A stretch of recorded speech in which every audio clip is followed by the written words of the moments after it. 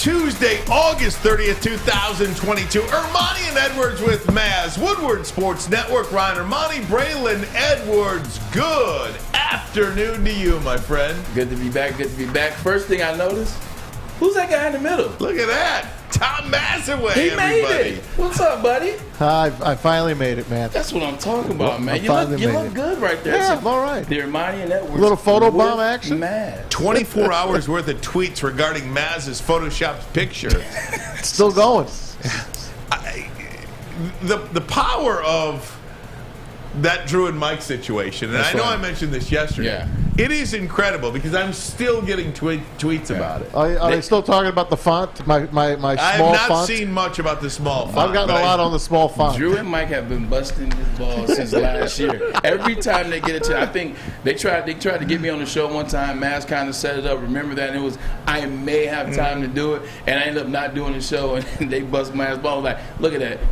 Your own show guy won't even do the show for us. Exactly. No clout you have. Hey, quick show update before we get going here. On Friday, we are going to be broadcasting live from Lawrence Tech University for the best football game in the state, high school football game in the state.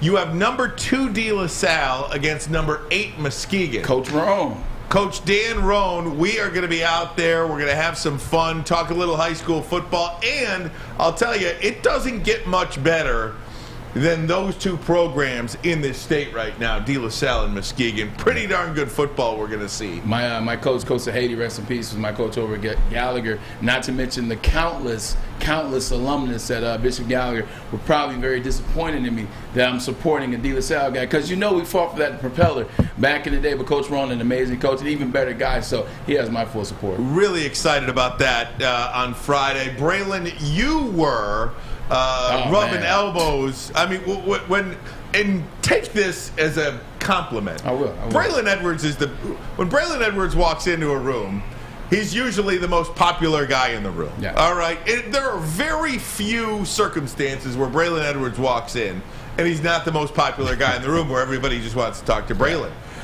Yesterday, not the case. was a little not different. The case. Tell me a little bit about yesterday's golf outing. Definitely not the case. Mark Wahlberg was in town having his annual golf outing that he does in conjunction with Beaumont Hospital. Over 200,000 kids that they've helped with different illnesses and different diseases over the past 9 years. And then also he works with another group that we won't say because they're a rival of one of our sponsors. But he does a lot of work here in the state of Michigan, a lot of good work in the city of Detroit. And he bought him out, man. It's one thing to be a star. It's another thing to be a celebrity.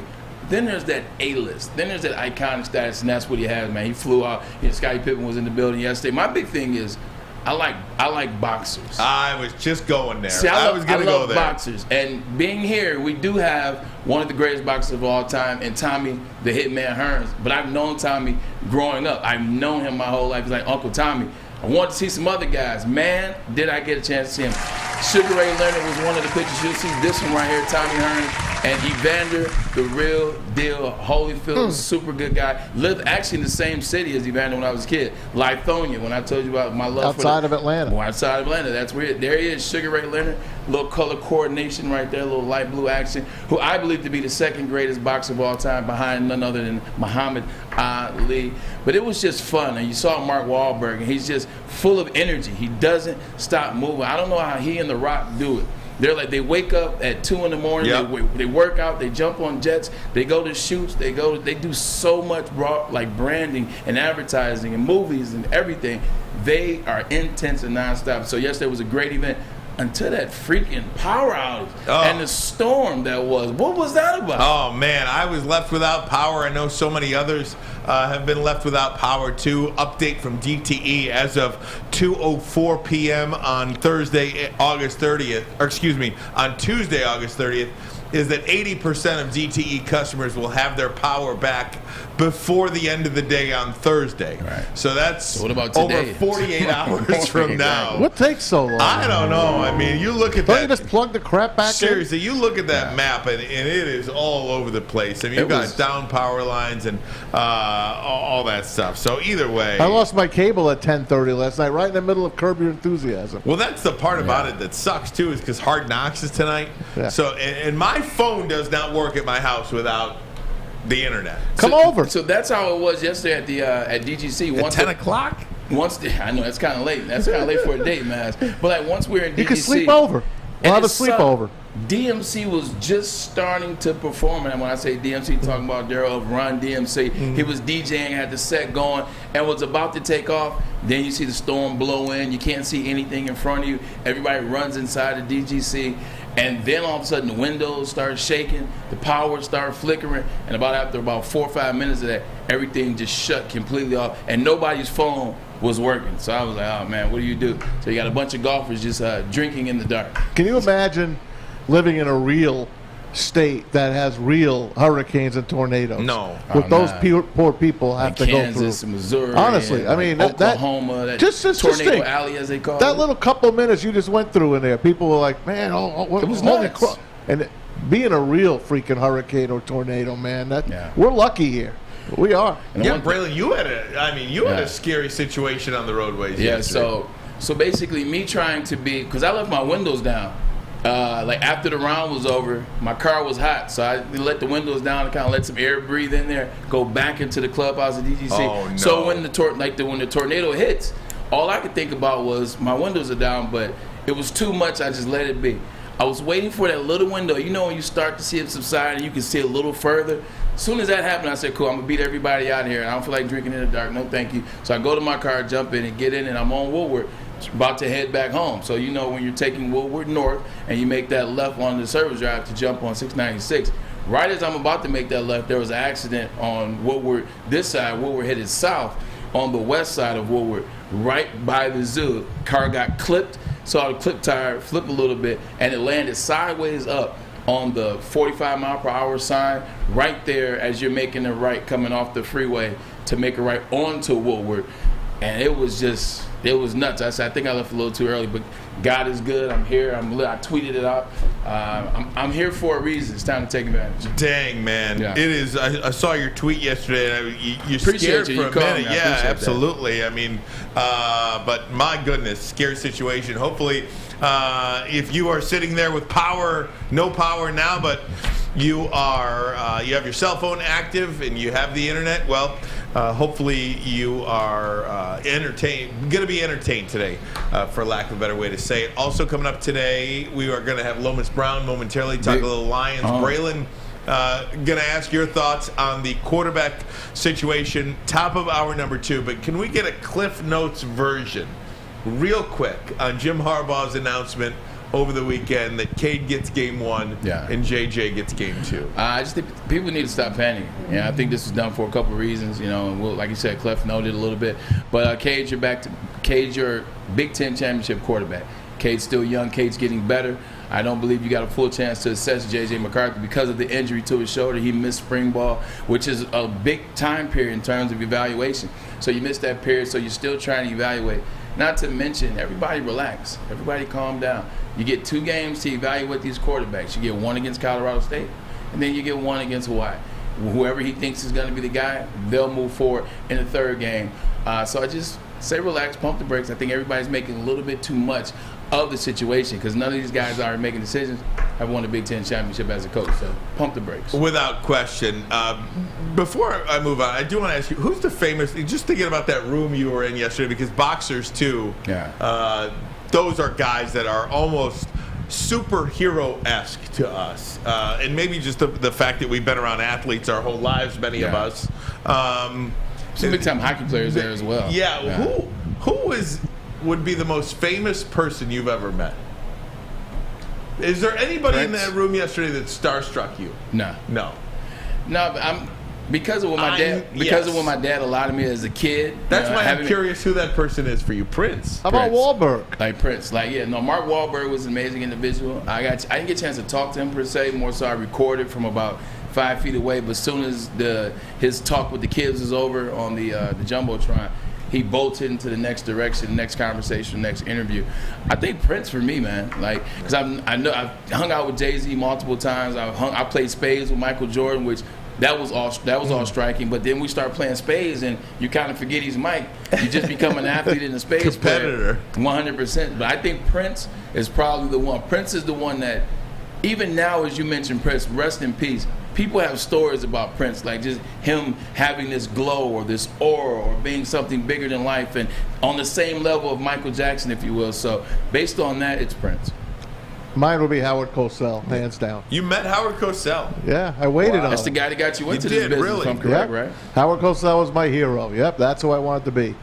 And Chris Berman became Howard Cosell after that. So that's why I love Chris Berman. But Howard was great. It was 1980 at the Meadowlands racetrack. ABC, Wide World of Sports, was there to cover the big race. And he was sitting alone in the dining room. We were not allowed to go say anything to him. Of course, I didn't listen. I went over with the menu. Yeah. And I looked at him, and he was eating soup. I probably shouldn't have interrupted him. Mr. Cosell, man, you're my guy. I love you so much. Can I have your autograph? And he just looked up like this at me. I really shouldn't do this while I'm dining, but I will anyway. Are you kidding me? And he signed it. I still have it at home. Wow. It's worthless, but to me, it's everything. Yeah. I loved it. And I think just like the big thing for me in terms of, and that's an amazing story, like, is that is Howard Cosell. Yeah. I could definitely see that from what I've seen. That's on his TV. exact quote. It sounds like it. But I think for me, it's like the overlapping and how I've met athletes is kind of, it's tough to have a one that sticks out because they're all so cool. Like I told you the Serena Venus story. Yep. Like for somebody else, Serena Williams is their idol. It's unbelievable. But the way I met him is like, that's a friend, Jordan. I played in Cleveland as LeBron was in Cleveland. So we're driving the same cars, we're hanging out at the same spots before the incident. But we're hanging out at the same spots. So it's like I've overlapped with so many people that are stars. I think Prince is the one. But yesterday, who had the aura there? Johnny Drama. He would have been my guy Jerry yesterday. Ferrara, a.k.a. Turtle, Yeah, was there. Turtle and Kevin Dillon, a.k.a. Drama. Yep, Turtle But and Drama would have been my guys. I think Sugar Ray Leonard and Holyfield probably are the ones Absolutely. yesterday. Like they have the aura. Sugar Ray Leonard like has an aura about him. Like he has the aura, and I think with Holyfield, after he was already that guy, but then after the ear situation, it's taken him to a new stratosphere, Yeah. which is a funny story. But yeah, I'd say Holyfield. What a warrior he is. 100%. Oh, I will give you mine after the break. But first, a message, and we'll get to Lomas Brown talking Lions. But first, a message from Guardian Alarm. They're your local security experts, have been for over 90 years. You see that black and yellow sign out in front of your house? Tells bad guys one thing. Stay out. That's right. Whether you're home or on the road, they're 24/7 local monitoring. Make sure what is important to you stays safe. Call that number right now, 1-800-STAY-OUT. Call them again, 1-800-STAY-OUT. Guardian Alarm, your local security experts. Tell Woodward Sports sent you. We'll be right back. He's going deep, right side. Oh, that is Edwards out there. He goes up in the air at the goal line. Hey, it's Braylon Edwards here, wanting to welcome the sports marketing agency to Woodwardsports Network, to the family. Glad to have you guys. For the last decade, the sports marketing agency has literally leveraged athletes around issues such as mental health and substance abuse. Glad that we can finally start trying to get the stigma off of mental health that's been there for all these years. New to the game or a season better? OddsTrader.com has everything you need to make the right bet ahead of kickoff. Begin your handicapping journey with OddsTrader. Improve your edge by finding the best price on every game from sportsbooks in your backyard. Take advantage of the numerous sign-up bonus offers to pad your bankroll. Dive into key game statistics, player performance, and even account for the projected game day weather. Best of all, you can use the OddsTrader bet tracker to keep a log of your action. Welcome to OddsTrader, and best of luck. We are the network for Detroit by Detroiters. Welcome to the Woodward Sports Network. Hey, it's Maz for Big Boy, and there's new things happening at Big Boy for a limited time only. The all-new burgers and loaded fries are at Big Boy. It's not just a Slim Jim, it's the Big Jim. That's right. And don't forget the chili cheeseburger. What a tease that is. Guess what else is new? The Bacon Blue. And how about upgrading those fries? Braylon did this, and he got me hooked. The chili cheese fries, the baked potato fries, and the nacho fries. All at Big Boy. Satisfy those taste buds at Big Boy. Talking about Big Jim, that's funny. Big Jim was actually an action hero back in the 60s. I mean, like the huge doll that I can't think Kenner came out with to compete against G.I. Joe. That's neither here nor there. Interesting thing. Love that. I'm watching a little bit. I had Captain Action when I was a kid. Okay. You ever hear of Captain Action? Nah, I didn't. That must have been a little bit before my time. He had all the costumes He did. of the Sound superheroes like that Big Jim. you could have dressed them. Okay. Go ahead. I was going to screw say, you up there. the people are on the YouTube chat now.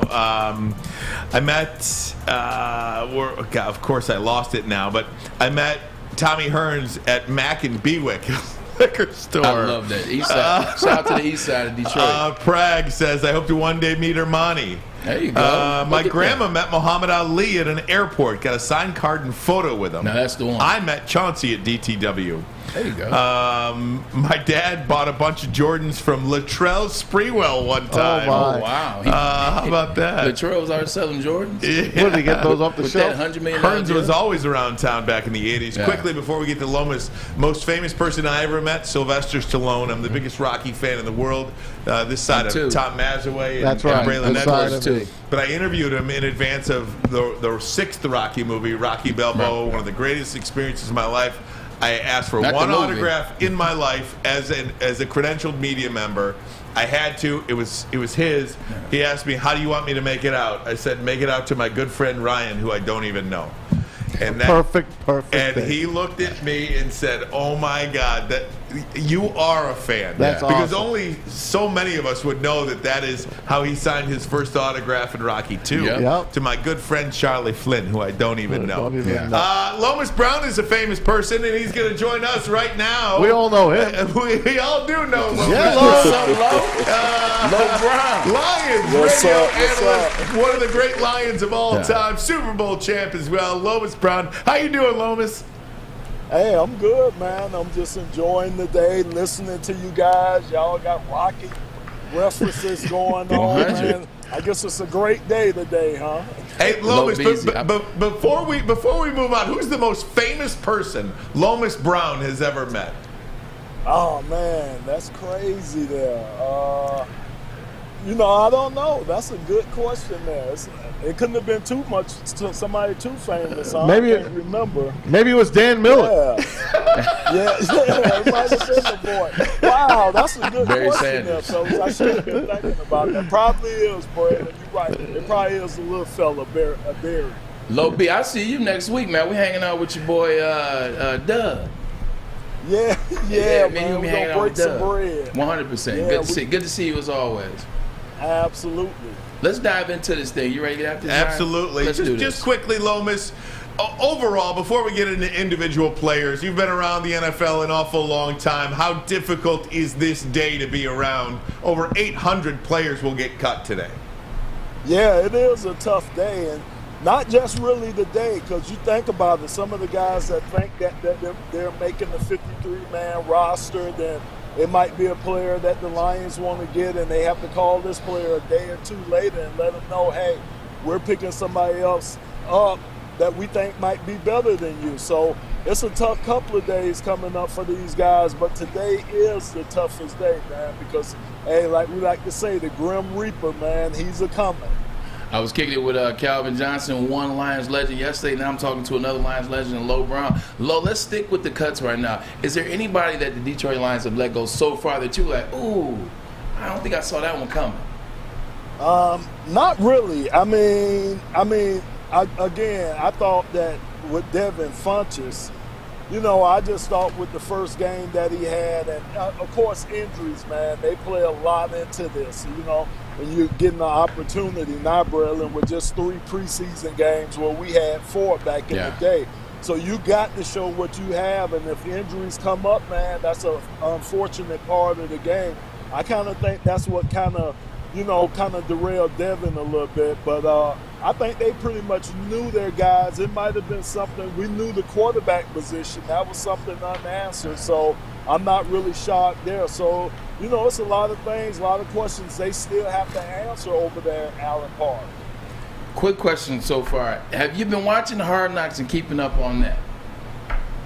Yeah, man, I haven't watched the last.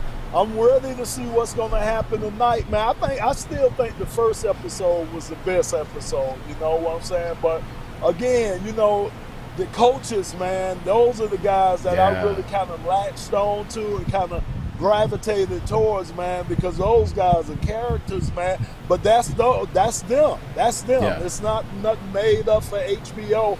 That's them, because I seen them when HBO hadn't been out there, and it's the same energy.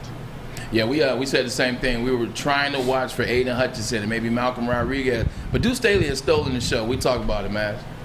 Hey, Lo, about all the coaches you've had in your career, have you ever seen a bunch like this Lions staff? And how would you have adapted to playing for these kind of guys?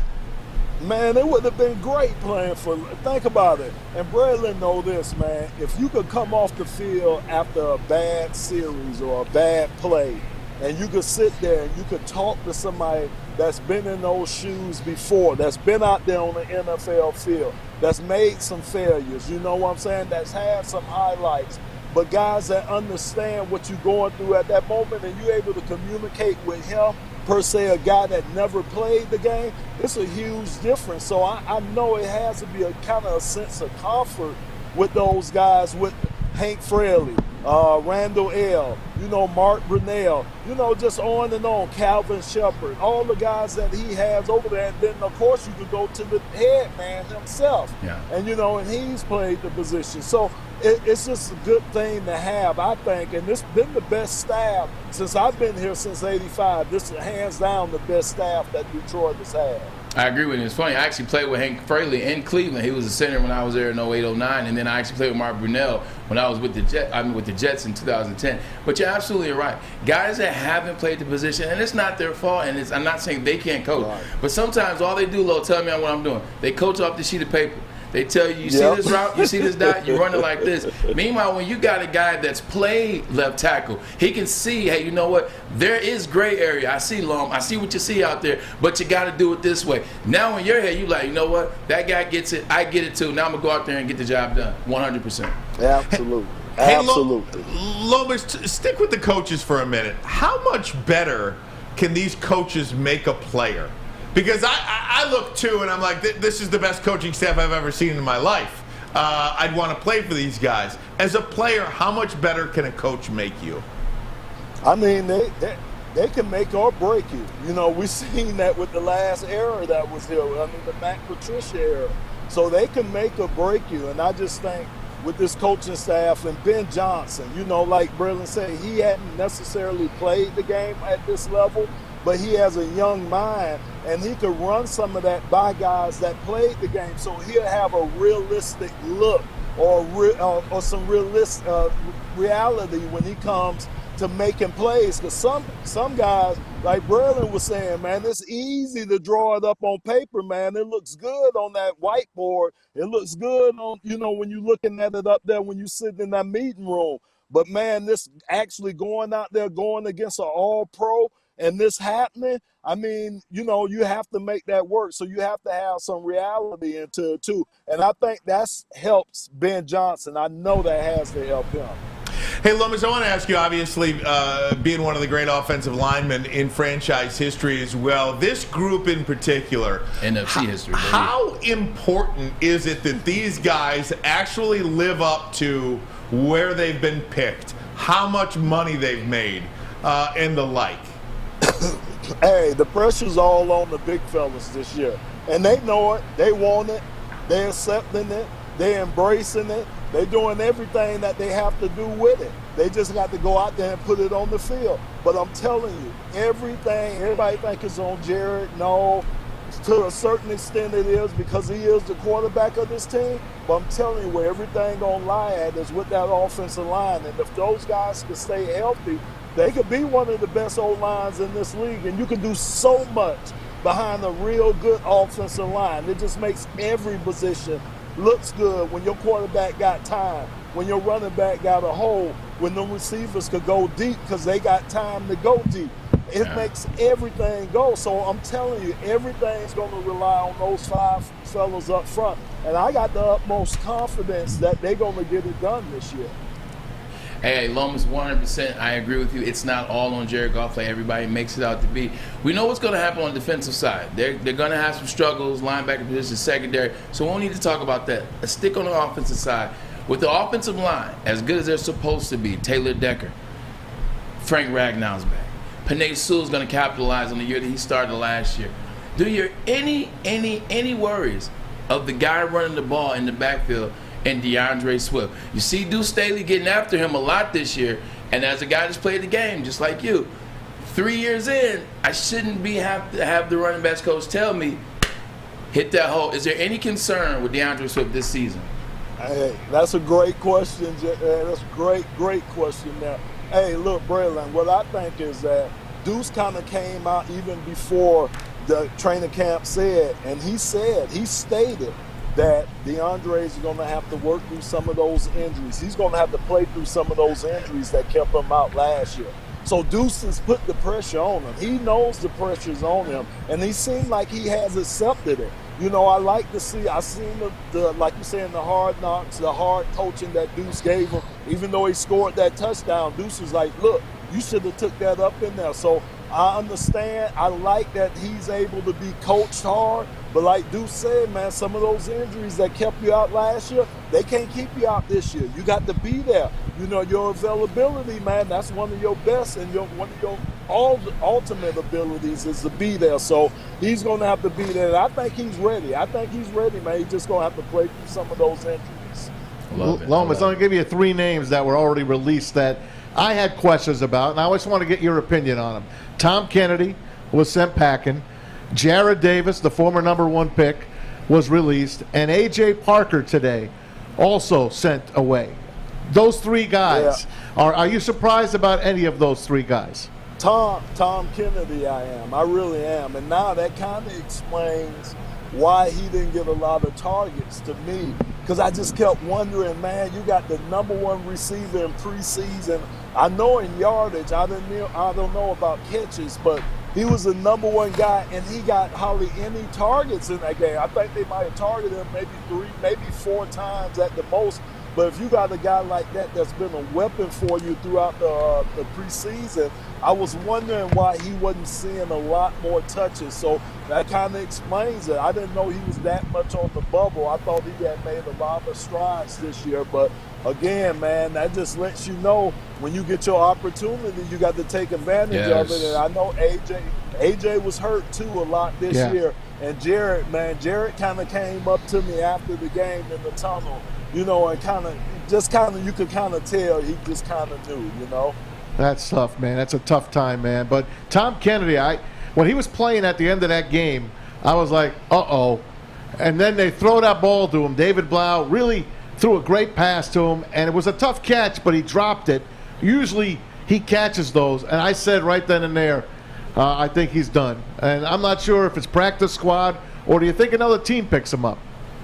Well, I would, if I'm the Lions, I would look at practice squad. If there's room on there, if they think he's valuable on special teams, I would probably look at trying to hold on to him because he's a good little possession wide receiver, you know, and you just don't know the health of the other wide receiver. So if I could and I could use him on special teams, I would keep him. Yeah. Hey, Lomas, before we let you get out of here, final thing. Do you have a record in mind for the Detroit Lions this year? Uh-oh.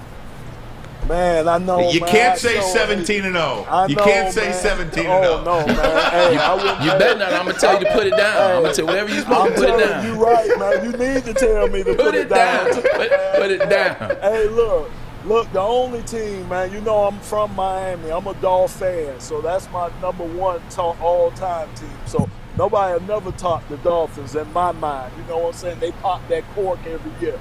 But I hate saying numbers with the Lions, but if I had to give you numbers, I'm saying between 7 and maybe 8. 7 or 8 maybe. That I'm looking at. It's tough, you know, but they got 3 of the first 4 at home. But you opening up with a Philadelphia team that's a lot of people talking about could go to the Super Bowl. So, you know, they got a tough road ahead of them, but at least they got 3 of the first 4 at home. So, you know, if they, like the old saying said, keep hope alive. Keep hope alive. How about Tua and the Dolphins then? What's going to be their record? Hey, man, so I'm a little excited about them, man, down there in Miami. But I don't know.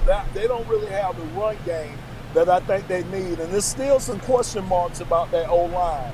They think they don't fix that O-line, but, man, that's hard to do in 1 year, especially the way they've struggled in all these other years. So we'll have to see on that. But they're excited down there in South Miami. Lomas, I've been telling Braylon that I think the Lions are going to beat Philadelphia week 1. And when you said, talking about the Eagles and how good they are, he just looked at me like, told ya. Yeah, man. The Eagles are good. Think about it, man. Think about it. Number 1 O-line. I think they D-line is going to be ranked up there, man. They got weapons at the receiver position. You know, it's just the quarterback. That's their biggest question is the quarterback. That's right. Lomas Brown, we love having you, my friend. Continued success. We'll look forward to you on the call this year. Lions Radio, one of the great Lions of all time, and now an analyst on Lions Radio. You can follow him on Twitter at Lomas Brown 75. Thanks, Lo. Thank you, Lomas. See you soon, Lo B. Appreciate you guys. Appreciate y'all. Appreciate it. Lomas Brown, everybody. We're going to react to some of that stuff. Always a smile on my face after I talk to Lo B, man. How do you not? How do you not? How do you not? But first, a message from Gypsy Vodka. That's right. The summer's almost over, but the mulligan is still here. The Mulligan by Gypsy Vodka, an 8% alcohol seltzer, and it is 8%. It's not like these 5% are, so take your time and be careful with it. But the flavors are amazing. I'm talking the iced tea, I'm talking mango, and I'm talking lemonade also. Adam and Mike are Michigan guys. Support Michigan distillers. Don't leave the state. Support in-state. Adam and Mike, Mulligan, you got it right with this one. But be careful if you're on the golf course or you're at home. Doesn't matter where you are. Just make sure you're drinking responsibly. The Mulligan, Gypsy Vodka. Detroit's downtown summer playground is back. Open all summer long, the Monroe Street Midway. Enjoy roller skating, free Wi-Fi, food trucks, art installations, and so much more. Don't forget to take advantage of the basketball court, putt-putt, and, of course, family programming all summer long. All art installations are done by Detroit artists, and it's a fun, safe event from people 1 to 100. Go to deckedoutdetroit.com. You don't have to go to the beach, man. You don't have to get your butt crack full of sand. You just need a little chili peppers, man, to get that glowing beach chili peppers tan. Woo! With 26 locations in the Metro Detroit area and more coming, Chili Peppers Tanning is where you'll find the cleanest salons in the D. Join the Pepper Club for the best deals on unlimited tanning. Head to chilipepperstanning.com. You just need a little chili peppers, man. Woodward Avenue, the first paved road in America. Woodward Sports, the first sports network born in Detroit and made for Detroit. The Academy of Warren is currently enrolling for kindergarten through 8th grade. Us, the Bottom Line, were there last Friday, and it was fabulous. It was a great-looking school. It features AM and PM latchkey, small classroom sizes, a Learning Street futuristic media center, free breakfast and lunch, Houghton Mifflin curriculum, academic games, and K-8 athletics. Speaking of athletics, Academy of Warren features a brand new state-of-the-art sports dome field house that has a regulation basketball court, volleyball court, and soccer field. Also can be used for 7-on-7 football. Enroll today at academyofwarren.net. That is academyofwarren.net. Hey, if you're watching on YouTube, go ahead and hit that like button for us. Let's try to get to over 100 likes by the end of this segment. That would be absolutely fantastic. Subscribe to Woodward Sports Network on YouTube. So many different great announcements we're going to be making at this network over the next couple of days, coming weeks, and certainly over the next couple of months. We are growing here at the network, and we're just having a great time. It's just a great thing to be a part of, and we thank each and every one of you who have kind of for the last year and a half or so been a part of it, and we appreciate it. Just wanted to give a big thank you to everybody out there in the YouTube chat, specifically some of the new ones and some of the old ones. 100%. Definitely love you guys. They helped us. They've been along the journey with us, so we really appreciate you. You guys have grown us as a network and as a show in the village, so we definitely appreciate you. And also appreciate the Academy. You know, you just did that amazing reset. Talking about the Academy. Fantastic, dude. Fantastic staff that they have over there. Those guys, man. Mr. Kearney, they do an amazing job over there. Demetrius Brown, who's the guy on the ground, just kind of running it all. I didn't mean to rhyme, but I guess it did. But they're running an amazing academy. The staff is there, and you can see the kids kids and the parents when they came in for orientation. They're excited about that school, as they should be. So shout out to the Academy for an amazing job of what you guys are doing over there. Talk some Michigan football coming up with Zach Shaw, Michigan beat writer, 24/7 Sports, CBS Sports. Zach Shaw joins us top of hour number 2. Lions and the rest of the NFL have to get down to 53 players by 4 p.m. today. That's in about 85 minutes from now. They have already released Tim Boyle, Tom Kennedy, Khalil Pimpleton, Funchess, Smith, Jared Davis, A.J. Parker, Anthony Pittman. And a few others. But those are some of the notable ones. Funchess, I didn't think had an opportunity. Just other than the first game, never really found his way. Boyle looked terrible, but we did you see the hit they get for Boyle? You guys picked Boyle. I picked Blau. I told you. Boyle, $1.75 million hit on the cap. Neither one. Yeah. Almost a $2 million. In other words, they thought he was going to be their quarterback, their backup. Pimpleton couldn't catch the football, and I hate to see it for the kid. I mean, 3 drops in the last 2 games that I counted. And you got to catch a football in the National Football League if you're going to play wide receiver, Braylon. 100%. And each drop for a guy like Pimpleton, a guy that's on the bubble, a guy who's trying to make the roster, like one drop for him, man, that's like 12 drops for an elite wide receiver. So when you see it, it's magnified. It takes a receiver 15 times, except for people to look at it like, oh, he dropped the pass. You drop one as a guy that's trying to make a squad, so magnified, so underdone. So with that being said, hope it works out for him somewhere else, but got to catch the ball if you want to play in the league. And how about Jared Davis? This is a clear indication that this talent has upgraded here for the Detroit Lions, because I do think Jared Davis was signed to that 1-year deal to kind of be a stopgap. Right. Because you really weren't sure what you were going to get. How was Derek Barnes coming along? How was this 6th-round pick in Malcolm Rodriguez going to show? And Alex Anzalone wasn't even going to be a part of this team at the end of last year, and ultimately got re-signed, and he earned himself a starting job. So that signifies to me part of growing a football operation. Yeah. When a guy that you sign doesn't make the team. It happened with Boyle, although, I mean, never mind that comment, because we all knew that was going to be a mulligan on that one? Yeah, I do want a mulligan on there. But it happened with Jared Davis. I think A.J. Parker is an NFL caliber defensive back. A.J. Parker, to me, can play NFL caliber defensive back. I'm surprised he got cut. So that's an indication to me that this talent is improving throughout the roster. Next to Duke Staley, my favorite coach is Calvin Shepard. And you see Calvin Shepard getting these guys going in that locker room, that linebacker room. Calvin Shepard's not a guy that's playing favorites for guys that are veterans. He's not a guy that says, oh, this guy should be here because he was on the Lions roster last year. No, sir. He wants guys that want to play the position at a unique level. He wants guys that are coming here like Rodriguez, who's going to hit, who's going to tackle, who's going to be all over the place, who isn't scared to make a play. So I think that's what you're seeing out of that room. The interesting thing with Gerard Davis, all right, now that it's over, now that the experiment is over for the second time, can we just talk about that whole thing? They drafted him in 2017. Everybody know who they should have taken. They should have taken Dalvin Cook. Chose not to. They choose Gerard Davis. Doesn't work out. They move him to, he leaves, goes to New York. The new regime comes in and still picks Gerard Davis to come back, and it doesn't work out again. He's been cut from the Lions twice now. I think he should leave Detroit alone. You heard Dan Campbell over the last couple of days, especially yesterday, saying, listen, man, there's going to be a lot of guys that aren't going to be here this year that helped us last year and the year prior to that. So he's even telling you, no veteran is even safe here. We're going to pick the best football talent, like you said, Ryan. They're putting together a whole new team here, although they brought back quite a number of them from last year. But they're molding this team into Brad Holmes and Dan Campbell's shadow. And Dan Campbell said as much, Tom. I mean, yesterday at the press conference, talked about it. If we bring a guy in at any position, most people, I think, were referring to the quarterback position, but at any position, this is what they have to be.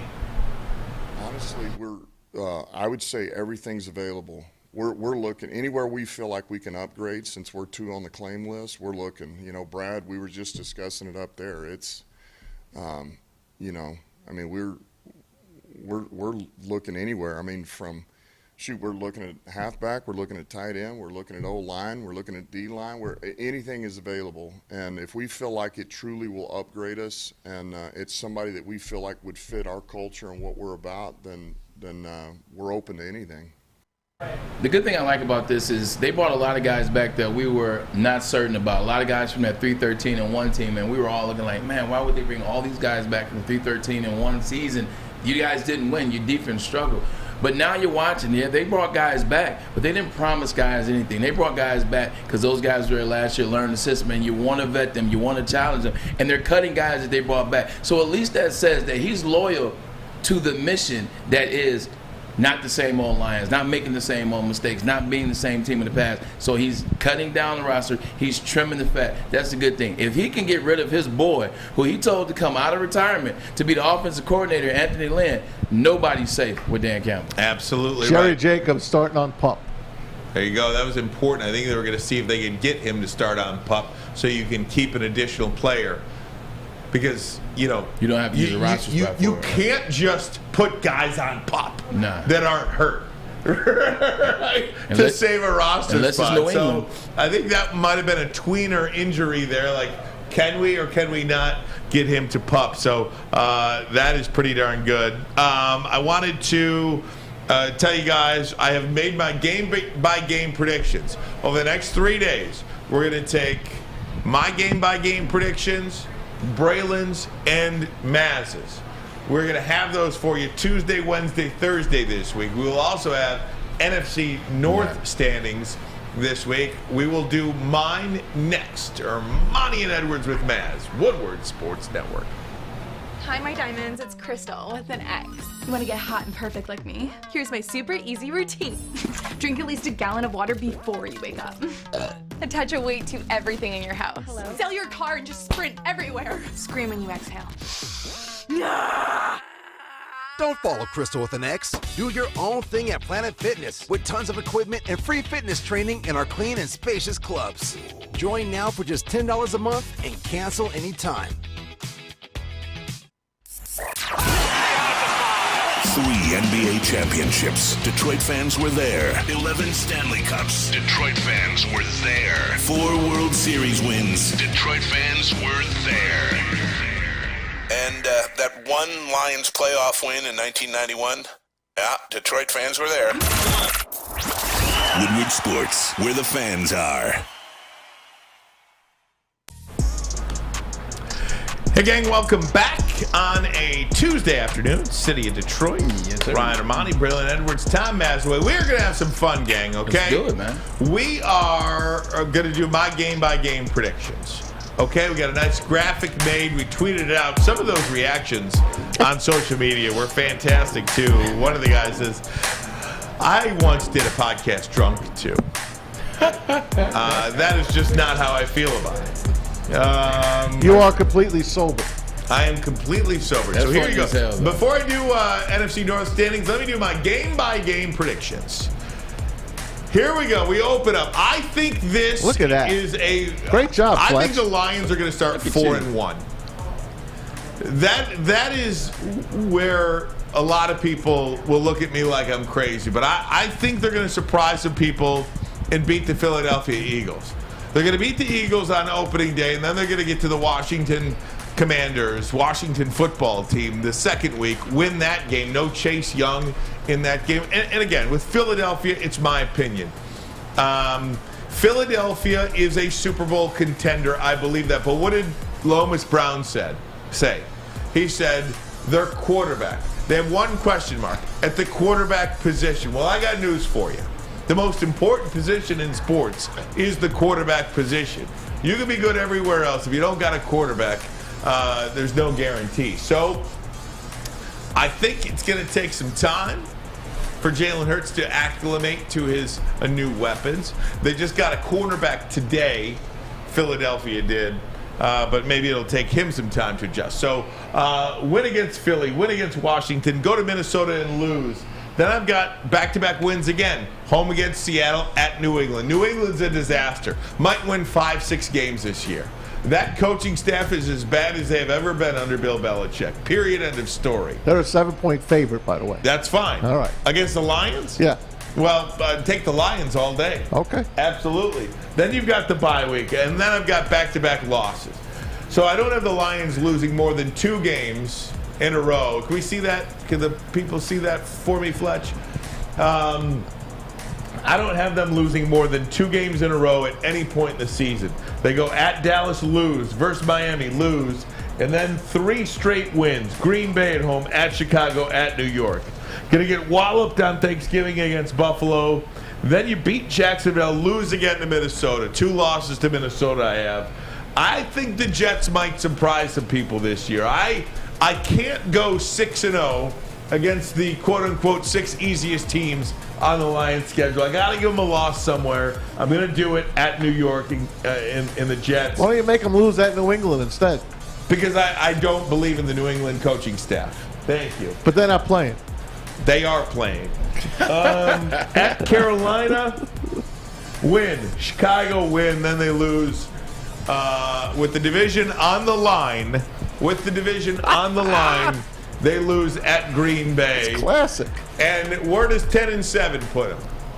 10-7 puts them tied with the Minnesota Vikings, but by virtue of going 0-2 to Minnesota, the Vikings will win the NFC North division, followed by Detroit. And then Green Bay, I told you all along, 7-win football team, putting my money where my mouth is. Yep. And I think the Bears will be one of the worst teams in the league at 4-13. Braylon, your reaction. React. There he goes.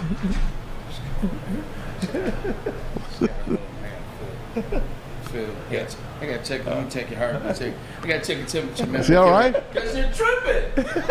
Is he okay? You're tripping, he says. You're tripping, Ryan Ermanni. I had to go over there and check your temperature, make sure you're okay. And everything seems to be in working order, so it's not that. It's just you.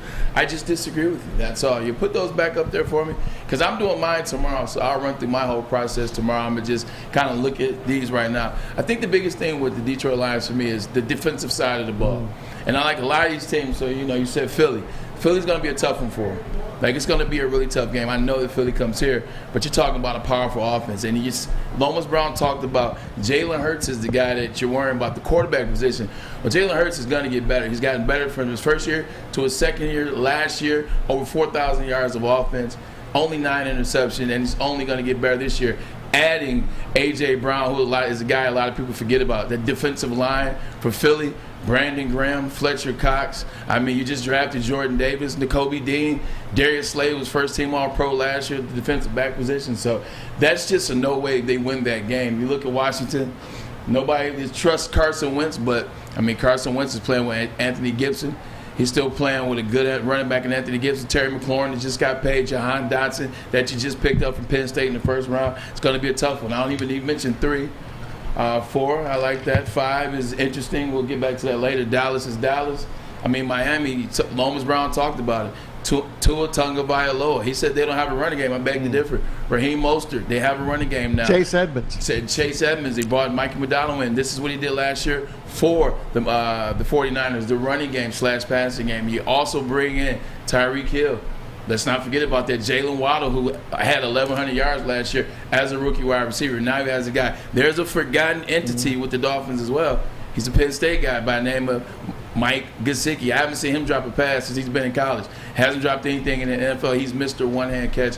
So it's just going to be tough sledding, with that game. Green Bay, they may fall off, but not to the Lions. The Bears, Justin Fields might be a little bit better, but I do like 2 losses against that.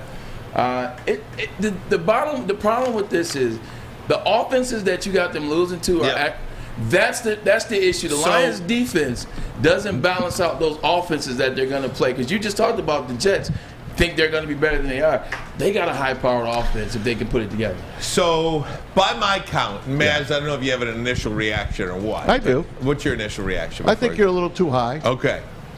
On anything or everything? On wins. Okay, so on hear wins. me out here. Strictly. Hear me out here.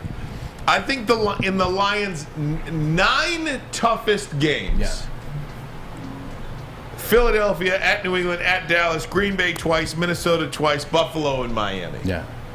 Got them going 3-6. Like, did they go 2-7, 1-8, heaven forbid, 0-9? Yeah. I just think I'd like to see him pick off a win against one win against 4 games against Green Bay and Minnesota. Can they get one win? Right. They play Green Bay twice and Minnesota twice. That's 4 games. Can they get one win there? Of course. Okay. Here's another issue I have. This kind of just the thought process. Not even well, yes, your list is it's ridiculous, but just the concept. A lot of these wins that you have them winning, they're where, Mass? Oh, they're not at Ford Field. They're on the road. Not the first 2. Not the first 2, but I'm saying a lot of the wins. He has 10 wins. A lot of those are on the road. The Lions have proven over the last 20 years or so, they're not an on-the-road winning team. When the last time you seen the Lions win on the road? So now 4-4 on the road. 4-4 on the road. Good, because I'm going to tell you, in order to do that, they have to have shown you something that lets you know that they can go to Gillette Stadium and beat New England. I don't care that New England's a mess. They're still New England. That defense still won 8 games in a row last year at some point. They still had 2 Pro Bowlers on that team. That's still their defense. They didn't make any adjustments to the defense in terms of the play calling and the coaching. That's on the road in one of the hardest places to play in the league. You got to go to MetLife twice. Those Giants fans, Jets fans are nuts. They're nuts. Green Bay, Chicago, you got to go to Miami with the heat index. I know you're looking like, yeah, it's week 8. I played in Miami in week 8. That heat index is still intense. They got to go on the road to Miami in that heat index and play there. They got to prove to you, Ryan, that they can win on the road first because they haven't done it. They didn't do it last year. They didn't do it the year before that. They didn't do it the year before that. They didn't do it the year before that. You get where I'm going? Yep. Hasn't changed. They don't win on the road. So just to sum it up for you, I've got them going 6-3 at home, 4-4 on the road. Okay. Not bad. In the Lions' 9 toughest games, 2 against Minnesota, 2 against Green Bay, Philadelphia, at New England, at Dallas, Buffalo, and Miami. I've got them going 3-6. Yeah, that's about right. I think they can win, like I said, 1 game of the 4 against Minnesota and Green Bay. I think they can win 1 there. I'm going to say they're going to beat New England because I think that coaching staff is an absolute disaster in New England, and I don't think they're going to get it right. Right. So I think that's a win. And then the Philadelphia thing, sue me. Yeah. It's opening day. It is opening day. Anything can happen, and I just feel when a team beats you 44-6 one year, and then they come back the next, they're better, and they're only a 4-point favorite. That's a Vegas call for me. I think Vegas is begging you to take the Philadelphia Eagles on opening day, begging you to take them. So because of the history that I've had in the past, I am just all over the Lions in this one. So I don't know too much about the betting lines in terms of those sneaky ones where it's like, well, they only have the Eagles who should be favored much higher at 4. So this is Vegas trying to set you up. So I don't know about that side of things. What I know about is as a player, just they whooped you last year. And Jalen Hurts, who's their star, didn't even perform. He didn't even have to perform, and now he's better. And now he has another shiny new toy in A.J. Brown, who's one of the best wide receivers in the NFL. So now you add that. It's going to be interesting. Do me a favor. Put up the Ryan's NFC North predictions, if you could, Fletch. Throw those up there real quick. So what is the one thing you keep telling me about? The reason why you have the Lions 10-7 is because outside of the NFC East, they have the 5th easiest schedule, right? So you know by last year's numbers. Okay, by last numbers. So you know what that means? That means that the Vikings have the same easy schedule. That means that the Packers have the same easy schedule. So if you got the Packers going down, if they're not as good as they are last year, they're not going to be as good as they were last year, but they're still better than the Detroit Lions, and they're playing damn near the same schedule as the Detroit Lions. The Vikings are much improved. They got everybody healthy, new coach, new offensive system. They got everybody healthy and back, and they're going 10-7. They're playing the same, essentially the same schedule. But like essential because they were a better team last year. They have a harder schedule. I mean, they played New Orleans this year. Not on the Lions. No quarterback. Okay, Jameis. He's hurt. Okay. Then they play Arizona. Oh, really? We're going to do this? Neither one of you believe in Arizona. Neither one of you believe in Kyler Murray and the Cardinals. So don't do that now to fit the narrative. My 2 fantasy quarterbacks are Kyler Murray and Jalen Hurts. Yeah. Those are my 2 fantasy quarterbacks. By default. No. I drafted that. That's why I'm drafted first, though, by the way. Tomorrow in my draft, Jalen Hurts is going off the board first. But again, New Orleans, I think New Orleans is a division winner. I think they're going to win the division over Tampa Bay. I like that. I think Arizona, look, they're in the same division with two of the best teams in the NFC. I don't even know if they'll make the playoffs. When's the game? When's Arizona play the Vikings? Week 8. Okay. Week 8. They're typically still good around there. They fall apart like week 13. And then again, Indianapolis could be a wild card too. No, that's going to be a good one. Those are three losable games for them. Listen, hanging with you guys all this time, you, Ryan, have talked me definitely up on my predictions for the Lions. You have. You have talked me up. Not that up, but you have talked me up. So you're doing it. You've got some great... He does. You got some great points. He's come to play, and so have I. The big thing about the Detroit Lions is, what is their strong suit? It's the offense. Is their offense good enough to balance a sorry defense? Because right now their defense is sorry. They were sorry last year, but they kept them in games. I understand that. And the offense is better. Is their offense good enough to balance a sorry defense is the question I will pose to you. Because they're all got good offense, or pretty good offense, which we think, by the way, we haven't seen this offense work. Like, we just say it's going to be good because of how much Taylor Decker's paid, because of how Frank Ragnow played, because Penei Sewell got good at the end, because DJ Shark made the Pro Bowl with 1,000 yards 2 years ago. 1,000 yards isn't a lot, but he snuck into the Pro Bowl. We just assume that DeAndre Swift is going to take that step. Even with that being said, it weighs heavy on you to consistently go out there and like be getting first downs and doing things and then always on the field. And you get a 3 and out. And then the defense, they let the team drive down there and they score. It takes the morale from you. And that's the big thing I'm thinking about. Can the offense stay strong enough to balance that morale? Because the Lions defense is going to give up a ton of yards and a ton of points. And at some point, that offense is going to break. Fletch put a I saw Twitter it. That's poll. why I looked a it up. YouTube poll. I just looked You at want to say it? You please. Go ahead. Okay. The poll was, do you agree with Ryan's predictions? There's 3 chances. Okay. Yes, so no, or poll is a clown prediction. Yeah, okay. that's the one. Yes. Option C. No won it. Couldn't just leave it at yes and no. No, 47%. They had to bring out the clown emoji. 27% agree with you. Okay. And clown emoji, 25%. Well, I think because if you can take away the 10-7, if you could strip out 10-7 and peel back and understand why I'm giving you 10-7, I think it's a little bit more accepting, feasible, if you will. Now, if you want to cut out that Philadelphia game and call that a loss, that's 9-8. Yeah. That's 2-7 in the 9 toughest games on their schedule. Still gives you a 9-8 record. Probably in the NFC, you're fighting for a playoff berth. Perhaps. Here's a good question for you. Based on your prediction, your prediction is that they will beat the Philadelphia Eagles in Week 1 for them, which is September 11th, by the way.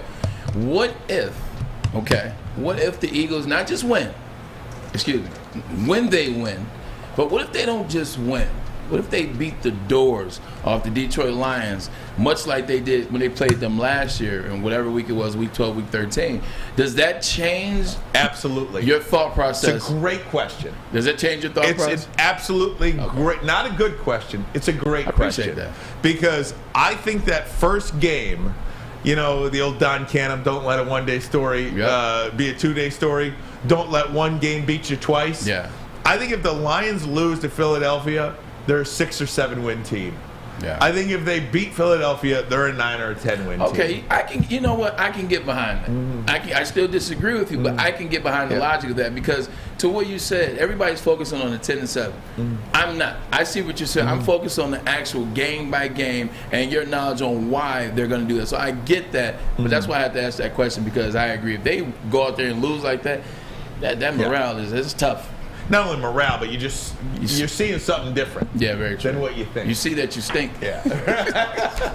What were you gonna say, Maz? You were looking at me. You were not. All right, guys, we're gonna talk a little Michigan Wolverines. Top of hour number 2. Jim Harbaugh saying Cade Cunningham. It's so hard to. Cade McNamara will start game 1. JJ McCarthy for game 2. Zach Shaw, Michigan beat writer, 24/7 Sports. CBS going to join us next. But first, a message from SMA. The sports marketing agency helps spread awareness about mental health as well as addiction. Their podcast, This is the F Word, and the F Word standing for fentanyl, gives you the conversation. A lot of people are dealing with things, whether it be mental health, whether it be addiction, whether it's a combination of the both, or PTSD, trauma. They're dealing with it. They need to find the information. You need to know where to go to help that person, or maybe if it's you, help yourself. Go to thesportsma.com. Sean Jordan and the NFL Alumni Association of Detroit do an amazing job of giving you that information. They want you to know that it is okay to not be okay, so that you can get the help that you need. Once again, if this is you or anybody that you know, go to thesportsma.com. Life is full of hard choices. We're here to make one of life's biggest decisions as simple as possible. My name is Christina Gennari, and for over 20 years, I've helped hundreds of families buy and sell homes. We cover all of Metro Detroit and more, from large luxury homes to starter homes. We will work hard to make sure that you get the home of your dreams. So if you're in the market today or even thinking about buying or selling in the future, make the obvious choice. Christina Gennari, the obvious choice in real estate. Visit us at soldchristina.com today. Fellas, let's be honest. We like things to be easy. We like simple stuff, like sports 7 days a week. We like things uncomplicated, like Lady Jane's Haircuts for Men. Open 10 to 8, 7 days a week. Walk in anytime. Sign in, sit down, watch your favorite team play. And before you know it, your hair will be game ready. Open 10 to 8, 7 days a week. Walk in anytime. Lady Jane's Haircuts for Men. It's wicked awesome. You have an opinion? Make sure it's seen and heard. Corner, jumper, tweet us, hop on the YouTube chat, slide in the DMS at Woodward Sports on all social media. Get a free Woodward Sports t-shirt. That's right, a free Woodward Sports t-shirt all month long at Big Frog and Novi. Just stop in, tell them we sent you, and they will print you one on the spot. So go to Big Frog Novi today and get your free t-shirt, or visit them online at bigfrog.com/Novi. That is bigfrog.com/Novi. Rivet. Absolutely. All right, Braylon, you were out yesterday rubbing elbows with Evander Holyfield, and bless you, Fletch. Funny story real quick. Yeah, sure. So on Sunday night, I was coming from golfing out at Wingate, my buddy Kevin, golfing out there. So I stopped by Liv, little cannabis spot, picked up, a little treat bag for Sunday night to watch House of the Dragon. Oh, so good. Are you watching that? Oh my God. Oh my gosh, dude. So if we're gonna go there, what's that, by the way? It's Game of Thrones prequel. Oh, okay. Look at that. We're in sync with that. So if you're going by episode, and you're not taking into account that Game of Thrones got you to the hype, and then the prequel, whatever, episode, House of Dragons is better than Game of Thrones. Like if you're going by just episode to episode, more nudity. Game of Thrones had to start off pretty good. Game of Thrones had to start off so slow to build you to the story. House of Dragons is start off on fire.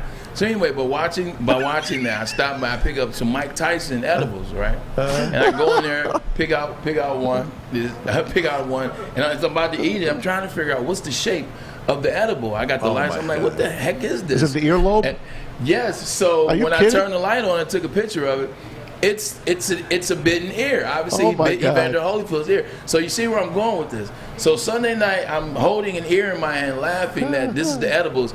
Who do I meet on Monday for the first time ever? Evander Holyfield. The person whose ear it was. No, he talking about Did you tell him that? No, hell no. I ain't that would have been great. Nah, see, I stay away. See, that's the difference between me and you. I stay away from some stuff. I'm like, I'm not bringing up his ear getting bitten. I'm sure he hears that far too much. Hey, Braylon, before we get to Zach Shaw, just your initial, because you haven't had a chance to comment on this since the announcement has been made. You had a lot to say about it on Friday, but now the announcement's made.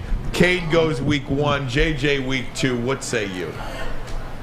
It's quirky. It's something different, but we haven't not seen this before. I mean, Lloyd did the same thing essentially. I mean, it was half by half basis, but he did a similar thing with Drew Henson and Tom Brady. My big take on it is this: you got to play JJ McCarthy in the sense of 5-star recruiting and the fans and everybody's out there going crazy. You got to play JJ and what are other 5-star situations are going to do. So maybe a little bit of that.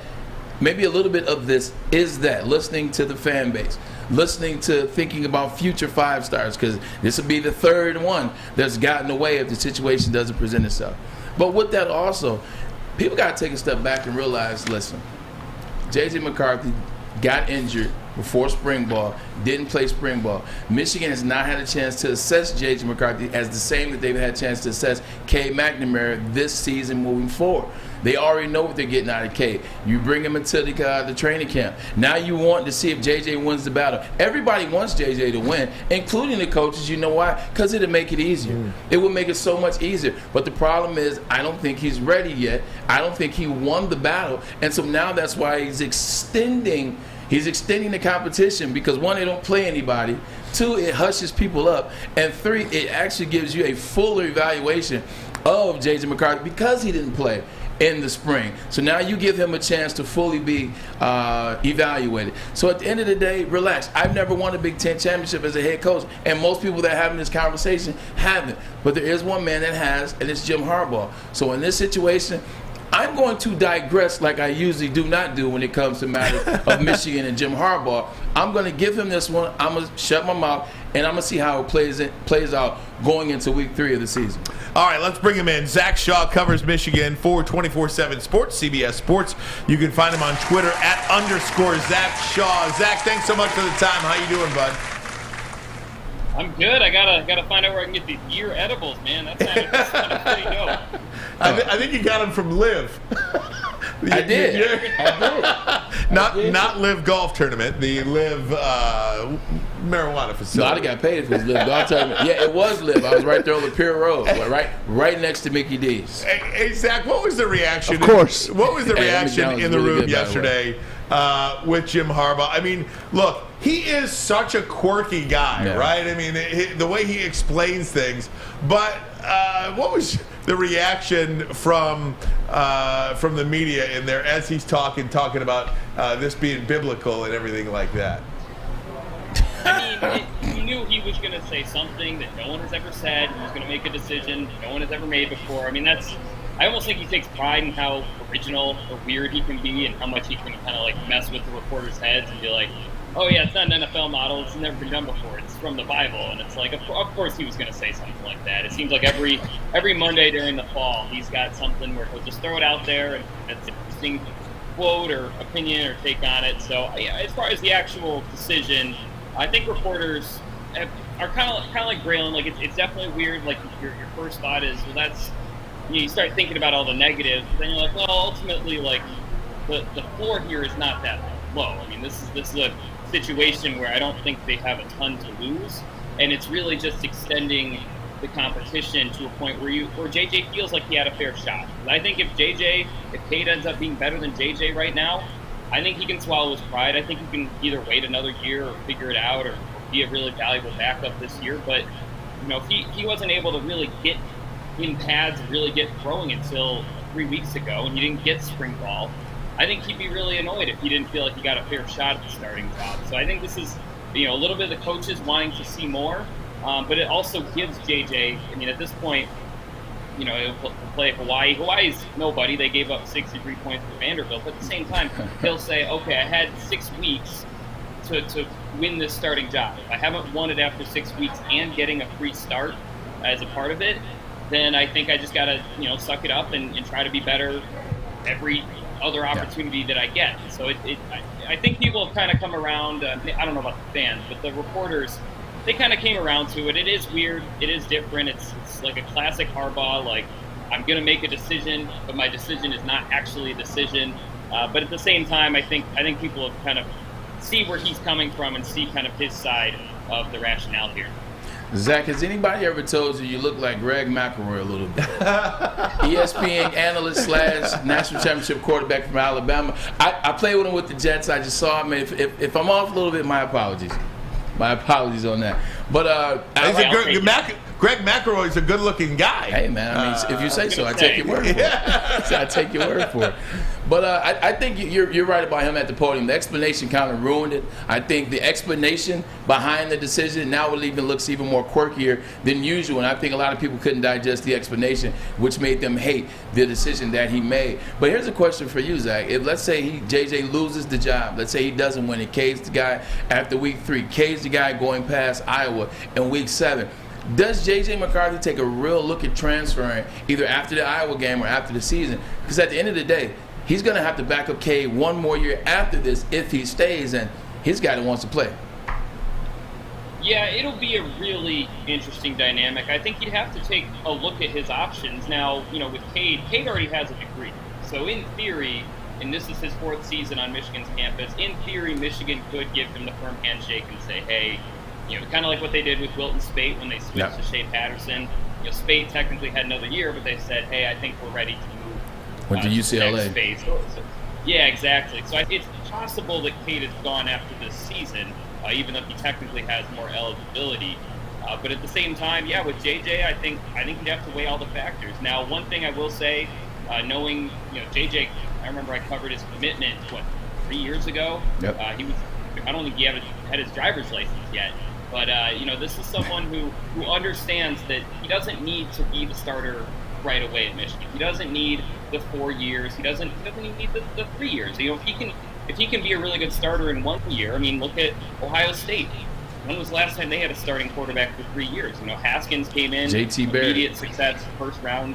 Yep, JT Barrett was probably the last guy. And you see Justin Fields came in immediately. CJ Stroud probably going to be a 2-year starter and then move on. So it's going to be a decision he and his family are going to have to make. One thing that helps is I think he's getting paid a good amount of money. He seems like he's in a bunch of NIL partnerships, and so that's where there's so many factors now. But I do get the sense, just knowing what he was like as a recruit, kind of knowing what his vision at Michigan is, he's not someone that needs instant gratification. He understands, if he just needs 1 year as a starting quarterback to prove what he can do. But at the same time, you're absolutely right. If they say Cade is our guy, you might see a situation like Georgia. Georgia, what's the young man's name? Stetson Bennett the 4th? Well, before him, the guy we talked about, that they hit, and then he transferred, JT Daniels? JT Daniels. Justin Fields away. Yeah. And JT so, Daniels I was think that is a decision, and that's something that Michigan's going to have to navigate. They're going to have to say, if he doesn't win the starting job, but they're saying all these nice things about how much they like his game, how they believe he can be a starter, they're going to have to manage that. They're going to have conversations with him and be really honest and try to figure out a situation where he doesn't feel like he's being lied to, and he doesn't feel like he's not getting a fair shot. So I think if he feels like he's getting the truth told to him, and he feels like he's going to get a fair shot, I don't think that he'll go anywhere. I think he really likes Michigan. I think he likes what his legacy can be if he has a great starting season or two at Michigan. But at the same time, I mean, look around. I think around 48%, I think I saw 48% of FBS quarterbacks, starting quarterbacks this year, were transfers. I mean, that's pretty much a coin flip. Someone wins the job, someone transfers. That's kind of a little bit of the reality of college football these days. Hey, Zach, final thing for you. What about this Michigan defense? Last year, we were sitting here just 12 months ago at this time. Nobody thought Aiden Hutchinson was going to be a number 2 overall pick, or that David Ojabo would be a first-round pick, or that Dax Hill would be a first-round pick. Who are some of the guys on that defense? I mean, how good or bad can this defense be, and with a new coordinator as well? Yeah, I think it can be pretty good. The more I read up on different guys and how they finished the season last year, because that's big for me. If you finish the season strong, that can help accelerate your spring ball. That can lead to a more productive offseason than if you finish on a low note. So I think about like DJ Turner. You go look at his coverage stats against Ohio State, against Penn State. Some of those big games at Iowa, some of those games Michigan won down the stretch. He was arguably a top 5 cornerback in the Big Ten last season. Toward the end, he didn't start that way, but by the end of the season, he was there. And think about Chris Jenkins. Pop on the Iowa film, the Ohio State film. His ability to stop the run.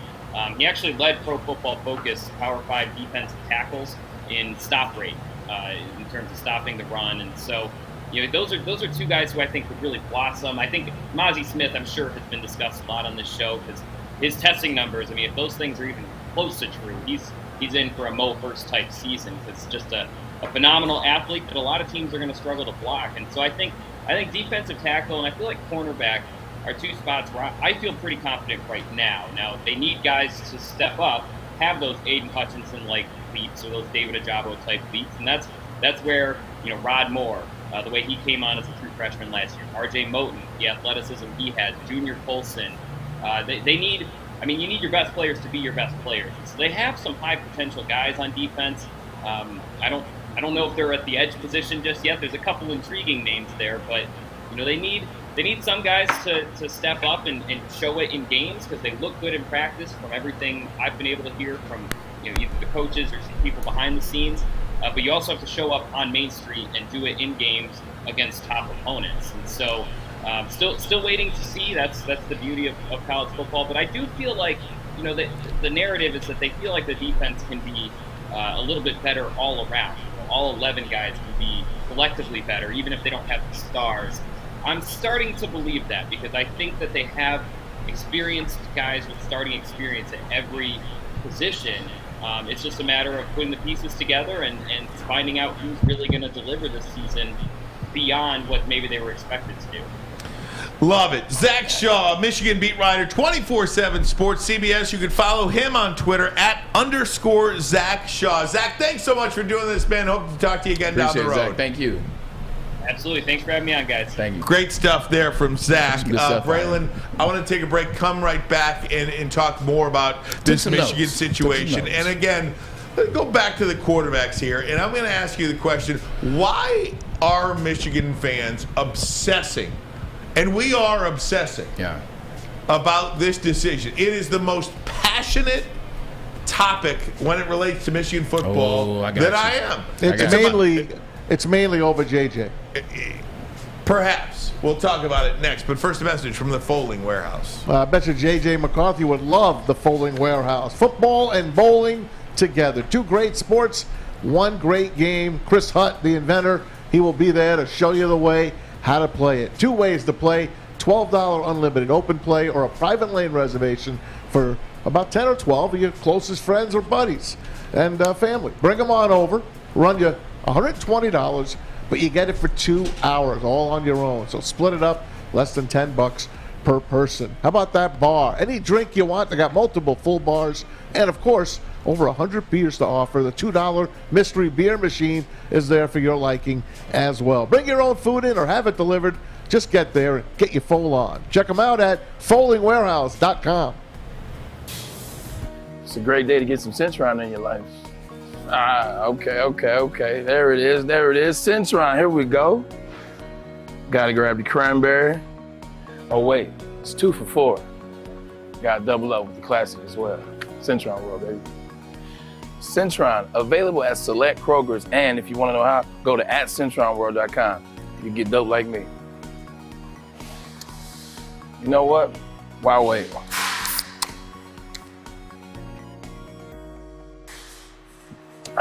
Great taste, guaranteed.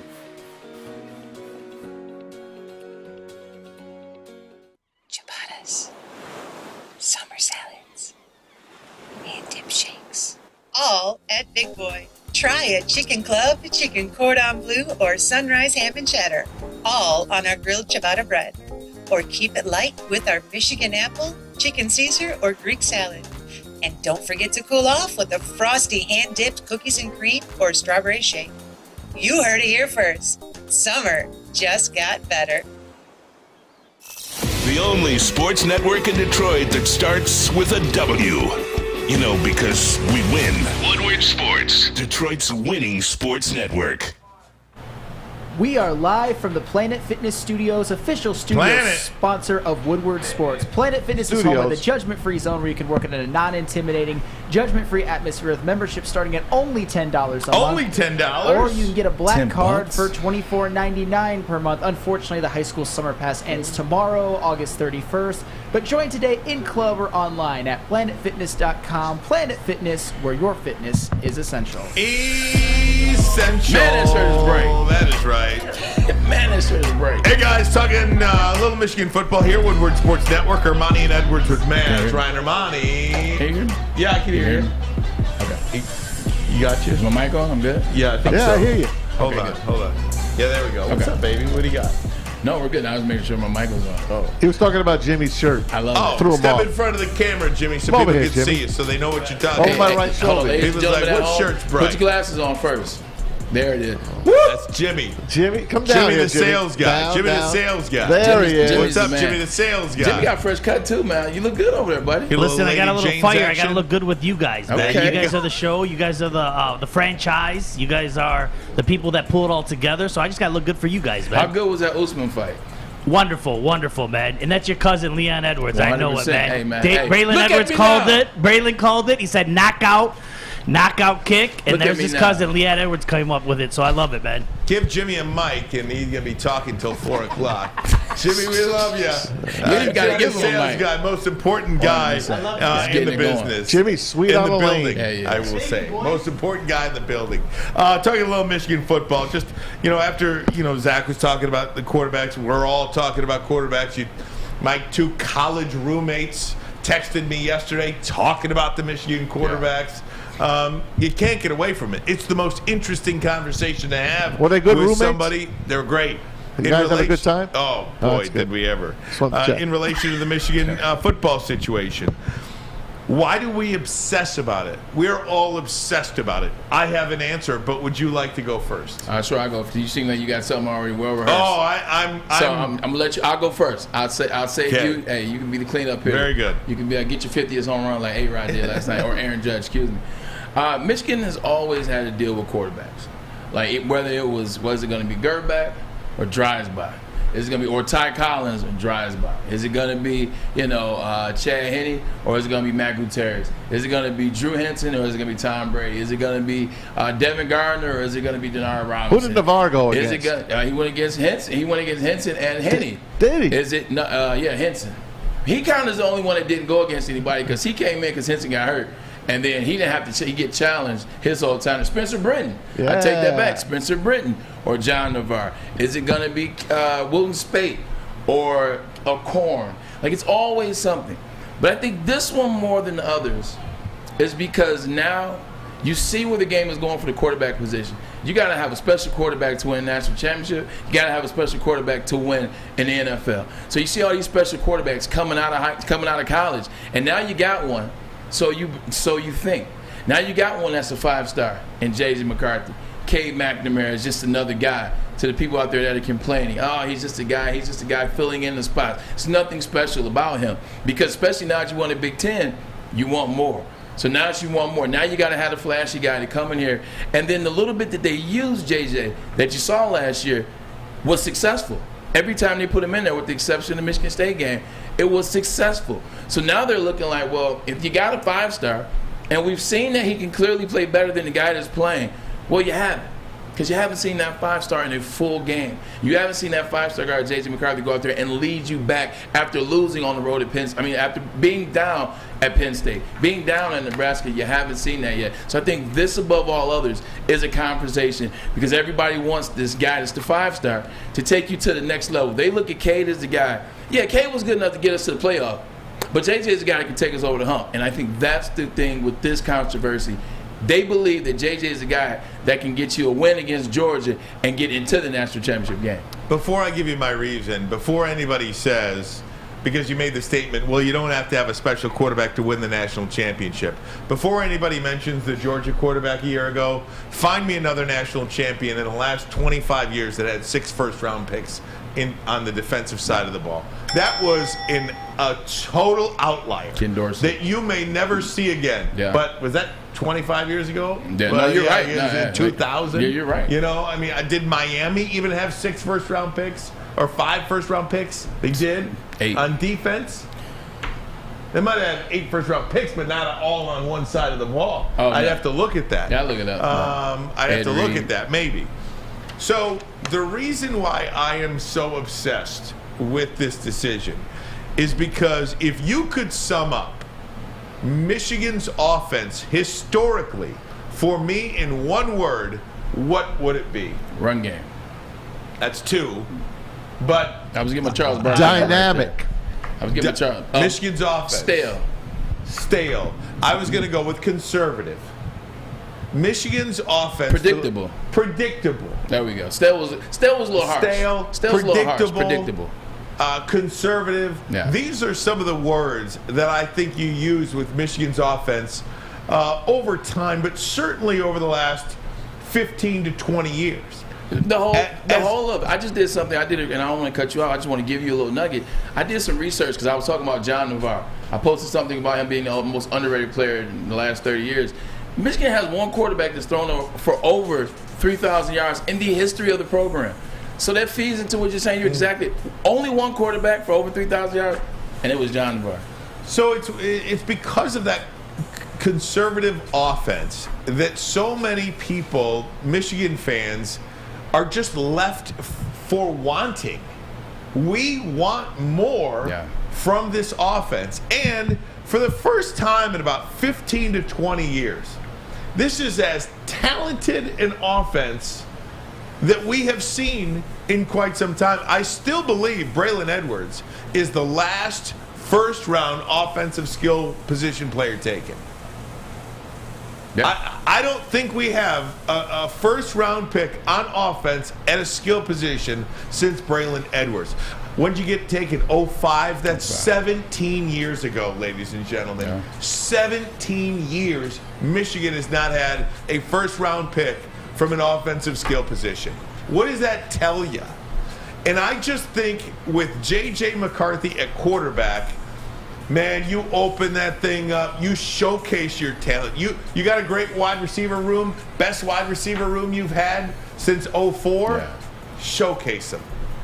And the way to do that is with a dynamic quarterback that can turn water into wine. Use a phrase from Jim Harbaugh. There you go. The other guy, Cade McNamara, love him to death for what he's done. But he cannot do what J.J. McCarthy can do. He cannot take it next level. He cannot just sling it all over the place and get you to where you want to go. He needs that Hassan Haskins type guy that can, run it 40 times a game. And I don't want to see Blake Corum or Donovan Edwards 40 times a game. Sling that thing around. You shouldn't have to. Sling that thing around. Score 60 points a week. They should not score under 60 points in the first 3 games of the season. Hell, in the first 4 games of the season, they shouldn't score under 60. And if they do, it's because they did it to themselves. Sticking with the quarterback conversation, even sticking about, the process. And Braylon, what do you think about the first one, what Harbaugh said he's going to do? This quarterback starts this one. This quarterback starts this one. Based on who plays the best, we'll see who goes in quarterback 3. That'll be the thing that they're doing. Everybody relax. We've seen this before. Not at Michigan. No. We weren't so lucky. Down in 2018 in Clemson, they had a starting quarterback by the name of Kelly Bryant. Kelly started the first 4 games of the year. They blew some teams out, but he still wasn't quite getting it done. And so Dabo Swinney pulled a move, and he brought in a freshman by the name of Trevor Lawrence. That team goes on to win the national championship that year. So for all the people that are looking at the decision and saying, oh, it's preposterous, they shouldn't do that, just pick a guy and just roll. Well, Clemson was in the same exact situation. Trevor Lawrence was the number 1 quarterback coming in that year. As a freshman, he was the number 1 quarterback coming in. Kelly Bryant was a guy that, he was all right. He was decent. He was athletic, but he wasn't the guy who was going to rip it up. They let it play out on the field, and then eventually Trevor Lawrence takes over. They win the national championship. You've seen it work. So I need the fans out there. I know. We want to get to that next level. We want to take the next step. Pump the brakes and trust the man that won the Big Ten championship last year, because we've seen it work for Dabo Swinney and Clemson. That was perfectly said, Bray. So I want to take it one step further. Let's say they play their games. Game 1, Cade plays really great. Game 2, driving rainstorm. You don't see a hell of a lot from J.J. McCarthy. Cade gets the start in week 3, maybe week 4. Do you think they're still bringing in J.J. McCarthy here and there, and eventually does he get another crack to get the top spot? Then what you do is you take a page out of Nick Saban's book, and you see the guy when you play at halftime. 100%. I said this about the Georgia game last year, but I'll say it about Iowa. If Cade doesn't look up to snuff, and he's not getting it done at halftime, you got to pull Nick Saban with Tua Tagovailoa replacing Jalen Hurts. You got to go with the guy that you think gives you an opportunity if that's the case. But that's up to Jim Harbaugh, and that's a step that we've never seen him take. Yeah. So that's going to be interesting to see if that comes into play And down those in two Iowa. quarterbacks, man, who's the better pro of Jalen Hurts and Tua Tagovailoa? I think it remains right to now. Right now it's Jalen, but I think it remains to be Isn't that seen something? fully. Yeah. They're still like right there, neck and neck with each other. So Tua did get the hip injury though. Yeah. Guys, we're going to go around the NFL. We'll do it next. But first, a message from Les Stanford Chevrolet Cadillac. It is no secret that new cars are hard to come by, but they are available at Les Stanford. Got to make a plan, though. Allocation coming in for lease or purchase of new vehicles. Les Stanford also has over 300 pre-owned cars on their lot right now. All makes, all models, all years. Some with less than 500 miles on them. So they're like new. Head on over today. Michigan Avenue in the great city of Dearborn. LesStanford.com. LesStanford.com. Find new roads. Find them. At work and at home, we're there with smarter security solutions. Featuring complete automation with customized alerts and more. For over 90 years, we've been the company that's been counted on to protect what matters most, all with personalized service and care. Right now, for a limited time, receive a free video device plus free installation with a new home system. Guardian Alarm. We protect Michigan. New to the game or a season better? OddsTrader.com has everything you need to make the right bet ahead of kickoff. Begin your handicapping journey with OddsTrader. Improve your edge by finding the best price on every game from sportsbooks in your backyard. Take advantage of the numerous sign-up bonus offers to pad your bankroll. Dive into key game statistics, player performance, and even account for the projected game day weather. Best of all, you can use the OddsTrader bet tracker to keep a log of your action. Welcome to OddsTrader, and best of luck. Get a shot up. This is for the win. All of Detroit's sports teams live on Woodward. All of Detroit's sports coverage lives on Woodward Sports. Driving the best in Detroit sports coverage. At Alta. Alta. Uptime matters. Alta Equipment has everything you need to get the job done. Have a big project coming up? Alta Rent has you covered. Call them today at 844-GO-TO-ALTA. That is 844-GO-TO-ALTA. We're about 30 minutes away from NFL Cutdown Day being official. 30 minutes to go. Maz, you got any news for us? Any updates? No huge news all day. Alex Leatherwood, the Raiders' #1 pick last year, 2021, they release him today. Could not find a trading partner. Offensive tackle just did not do it. There's been a few minor trades. The Texans and the Cardinals made one. No one that you'd probably know. The big one today, and I want to bring it up, it's with New Orleans. The Saints, they did not want to pay this guy, Chauncey Gardner-Johnson, one of the better D-backs. And a guy that really gets in your face, one of those trash talkers. They didn't want to pay him. Would you say D what? D-back. D-backs. Yeah, D-backs. Oh, okay. What did you think I thought you said D-bags. No, D-backs. Well, he could have been one of those as well. But they traded him to the Philadelphia Eagles, who got better today. Again, I mean, Lomas said they're getting better. They got better even more about an hour ago from the Saints. So congratulations to the Philadelphia Eagles fans. Looks like you guys won your Super Bowl, took your dump, got your quarterback, and now you're back on your way up. That's a pretty good turnaround. If that's a hell of a turnaround, Ryan. I mean, we've been rebuilding since 1957. That's a hell of a turnaround right there for Philadelphia. No doubt about it. Just some quarterbacks that went down today, too. The Browns have released quarterback Josh Rosen, former top 10 pick in the NFL. The poor guy never even had a chance to make it with anybody. That's he's been with like really 6 teams. He just never had a chance. Kellen Mond. He looked terrible over the weekend. I watched him. He was a number 3 draft pick, third round pick last year for Minnesota. Ian Book got cut today as well. Don't know much about him with the Saints. And then, of course, yesterday there was a situation where Carson Strong got released. You know, if you're the Lions, do you take a shot on one of these rookies as a development project? I mean, could a Kellen Mond or a Carson Strong or an Ian Book or somebody like Jack Cohn of Notre Dame. Former Notre Dame, Ian Book, Notre Dame too. I mean, could one of those guys, can you develop them into being somebody at least a little bit better than Blau? I mean, could you do that? Because you already know what you have in Blau. Absolutely. You already know. And now Mason Rudolph, a lot of people knocking on the Steelers' door to maybe get him out of there. Third quarterback there. He's not going to stay with that team. They're going to get something for him. And then Jimmy G. Yeah. We talked a lot about Jimmy G. I want to get to that next. We'll go around the NFL and stick with the cuts. But first, a message from Lady Jane's Haircuts for Men. For an award-winning haircut experience, come on over to Lady Jane's. Register for a once-in-a-lifetime opportunity to win the car of your dreams from Les Stanford Chevrolet Cadillac. Lady Jane's Haircuts for Men, open 7 days a week. Walk in anytime, no appointment necessary. It's wicked awesome. It took exploring 50 different formulas and hosting countless taste tests, but we believe Gypsy Vodka is the smoothest vodka on the market.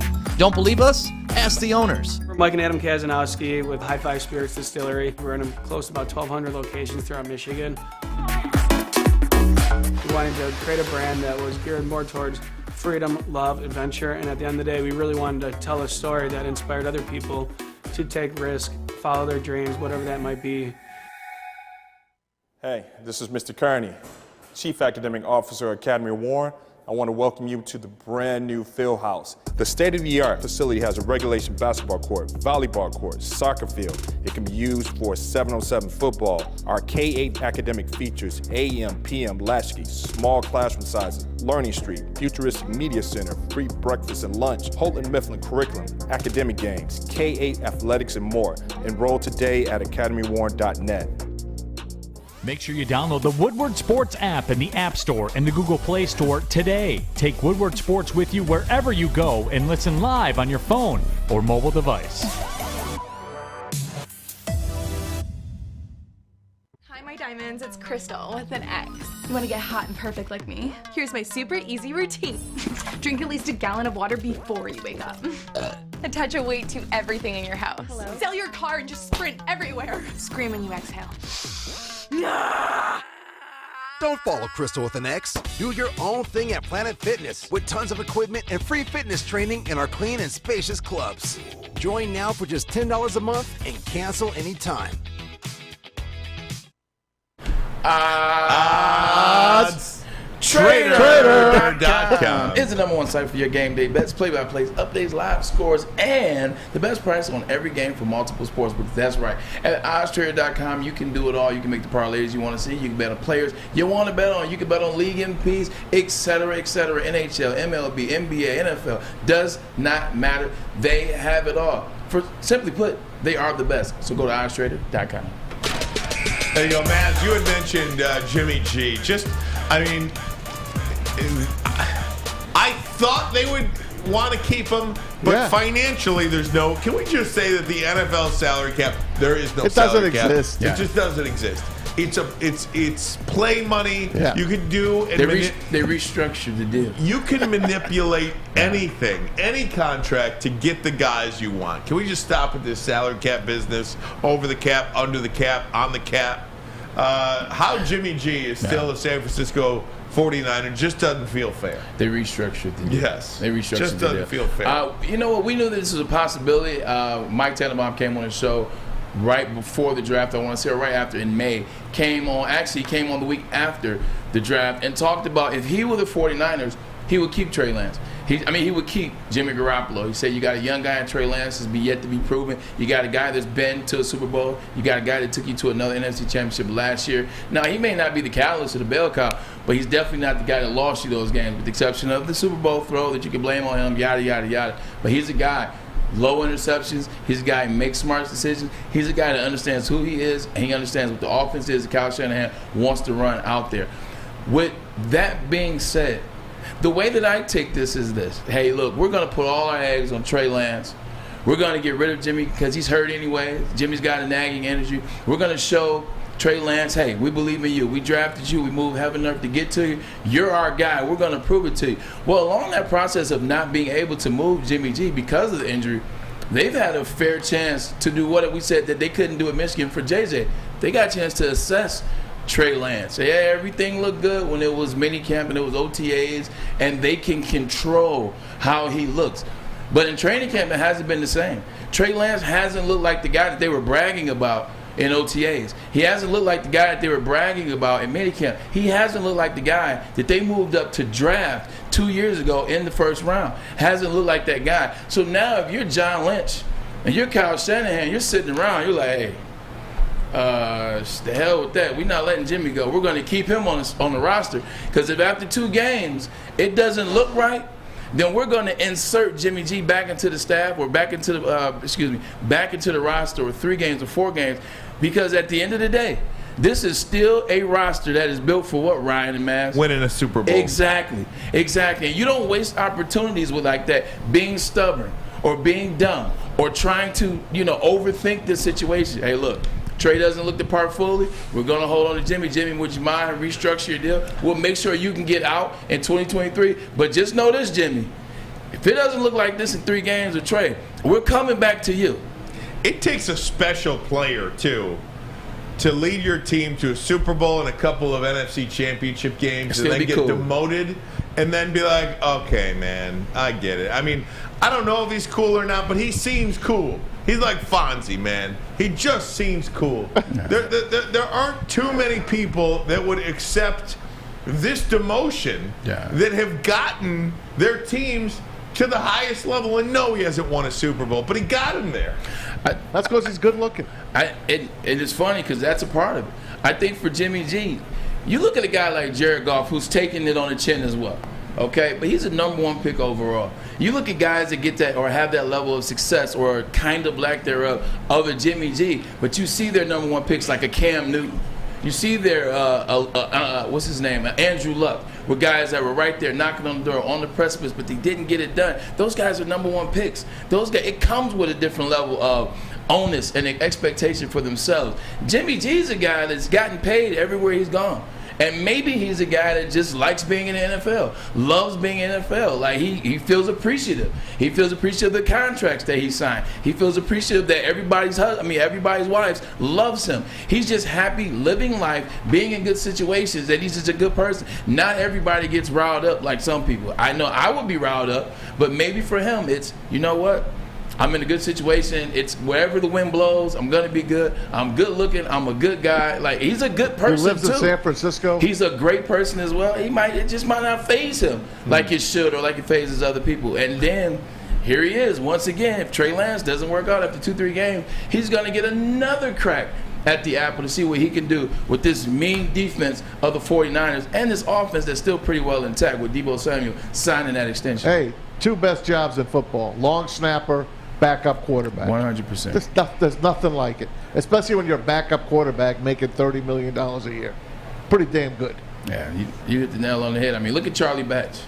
Oh, my God. Charlie Batch. What a great career. Lived a life of luxury as a backup quarterback for the Pittsburgh Steelers.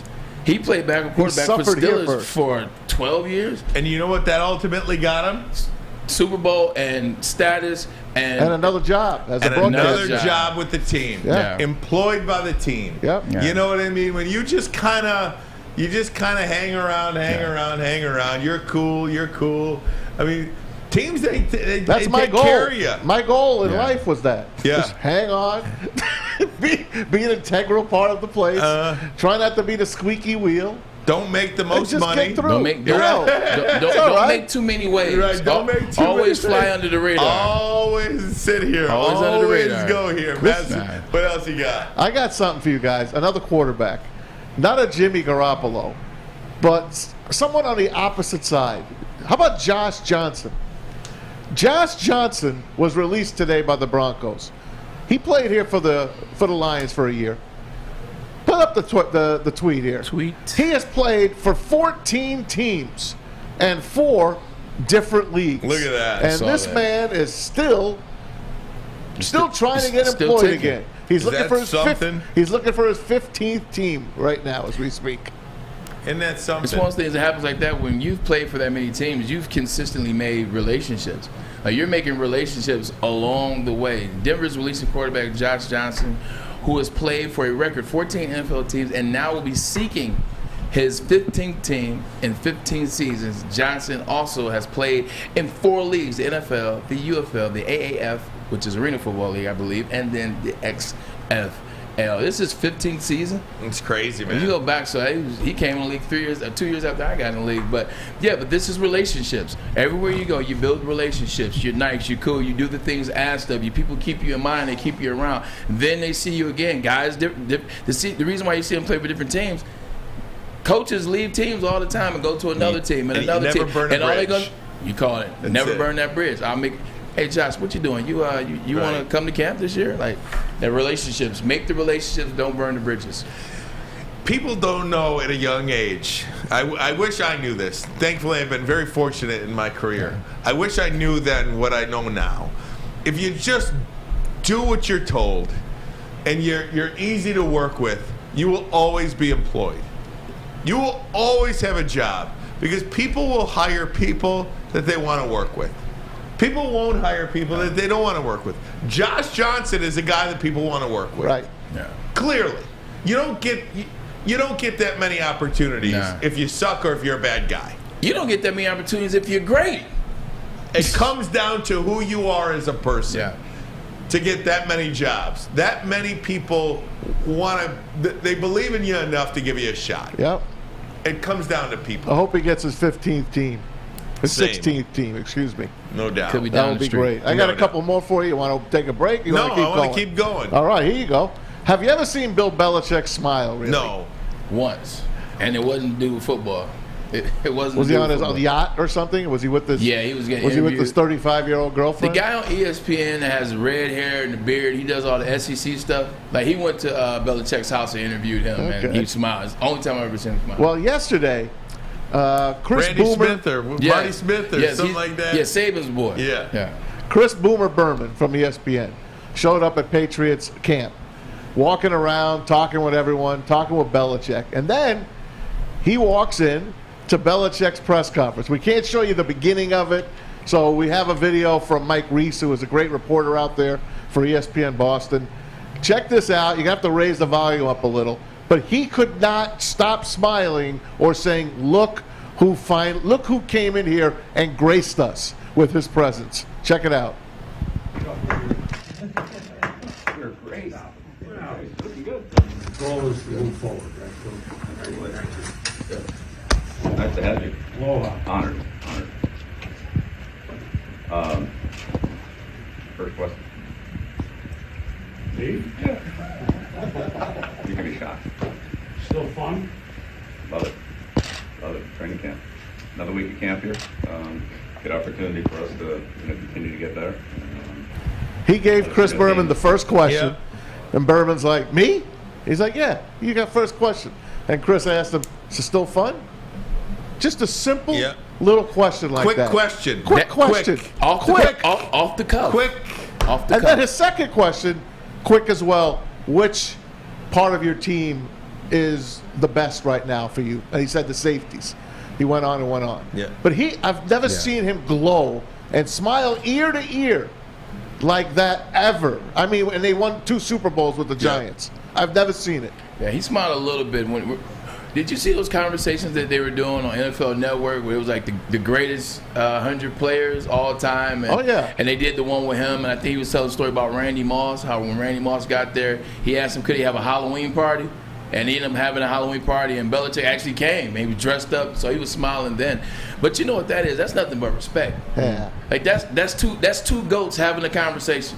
Like, and he probably hasn't seen Chris Berman in a very long time. Chris Berman's a goat. I want to call out people that make fun of Chris Berman and don't like him. Who doesn't like Chris Berman? A lot of people. They make fun of him. Well, they're dumb. Yeah, he is one of the best broadcasters ever. Period. You know why? He entertains you. Yep. Makes the game fun. Makes watching the game fun. Makes watching the highlights fun. All this stuff. If you're not entertained, you're just not. This is the wrong business for you. Anybody can sit on the desk and give you stats. Yeah. Anybody can tell you in the direct recount of what just happened. Yeah. But not everybody can go up there, tell your story, take you on a journey, add some sound effects to it, ad libs, and like become that. Not everybody can do that. That's why he's goated. I'll tell you, back in the Wayne Fonts days, and the Lions were making another run, and he'd be on primetime with Tom Jackson. He would start off the video. I'll never forget it. And you have to see it really to really appreciate it. He was like, there once was a man called Rasputin. And he would go into the story about Rasputin, that he could never die. And then he comes out and he says, you can't kill Wayne Fonts! You know, and he just went into this. It was phenomenal. But again, that's the thing. You know, Tom Jackson, who sat next to him for so many years, probably could spin circles of football knowledge around Chris Boomer. Yeah. But why does it work? Because he entertains you. He entertains you. Yeah. And that's why that stuff works. I love it. There was nothing like NFL Prime. Oh my God, it was the best. I mean, it's just appointment viewing. Listen, I have ESPN Plus just to watch Berman on Sundays. Yep. That's why I ordered it. Wow. I know it's not the same as the old days. He's got Booger McFarland with him, and I like Booger. Yeah. But, you know, I still watch it, man. I still love the show. We are going to take a break right now. Come right back. More NFL talk. Did you see who the #1 player in the NFL is as voted by the players? I did. We'll talk about that. But first, the message from Cintron. Cintron is the official energy drink of the Detroit Red Wings. And now, for a limited time, pre-order the limited edition 6-pack. That's right, cranberry, sugar-free, and classic flavors. CintronWorld.com/Red Wings is how you get it. Cintron is an amazing company that is trying to be here for the members. Let them put their crown on you and hang out. No matter what the event is, they can be a part of it. Today, I woke up after the power outage yesterday, had just a little bit of energy trying to get to work, had myself a Cintron, and I've been on it ever since. I'm telling you, Cintron World does a damn good job. Drink it, live it with Cintron. When you need apparel, there's only one place to go. Big Frog in Novi. With no setup fees, no artwork fees, no minimum, and a 24-hour turnaround, you can have your whole team outfitted in no time. Embroidery, direct-to-garment, vinyl, and screen printing, Big Frog has it all in all the styles you want. So whether it's a sports team, fundraiser, school event, or corporate needs, Big Frog is your one-stop destination. Visit bigfrog.com/Novi or call 844-4-BIG-FROG. Hi, I'm John from Better Rate Mortgage, and to me, family is more than blood. That's why I have the biggest family in Metro Detroit. If you're looking to buy a house or refinance and need a loan, come get treated better than family by me and our entire team here at Better Rate Mortgage. We pride ourselves on giving you better advice, better service, and a better loan experience. That's why we are Better Rate. If you're looking for a new mortgage, come get treated like family. Actually, better with Better Rate Mortgage. Visit us at mybetterrate.com or call at 248-480-4467 today. We don't like to brag that we are the toughest sports network in Detroit, but we do have a guy named Darren McCarty on our side. Lemieux and McCarty, who've had a good knockdown drag up. There they go, right on the whistle. They were talking to one another. Woodward Sports. All summer long, the Monroe Street Midway is open in downtown Detroit. Enjoy basketball, roller skating, mini golf, art, live music, food trucks, and more. A fun, safe event for everyone between the ages of 1 and 100. Go to deckedoutdetroit.com for more info. Again, that is deckedoutdetroit.com. And now we go to Maz for Chili Peppers. That's right, 27 locations. More on the way, 2 right here on beautiful Woodward Avenue. How about it? Make sure you join the Pepper Club because they're going to save you $5 on unlimited tanning. Plus, you get the cleanest salons in the D, and they're your vitamin D headquarters. The hottest bulbs, the hottest deals, and the darkest tans. ChiliPeppersTanning.com. Woodward Sports Network, Ermanni and Edwards with Maz on a Tuesday. Just quickly, we are looking for information on the Lions 53-man roster. Haven't really seen it yet. 8 minutes from now, it will have to be into the league office. I'm sure it's there now. Yeah, it's there. We just have not seen it. By the way, if you are watching on YouTube, get me to 200 likes, can you? Before the end of this segment. hit that like button. 200 likes. Subscribe to Woodward Sports. I give you a hint with their 53-man roster. It's the same as last year, plus the draft picks this year. There you go. There you go. Well, not really the same as last year. I mean, A.J. Parker cut, just one of the guys.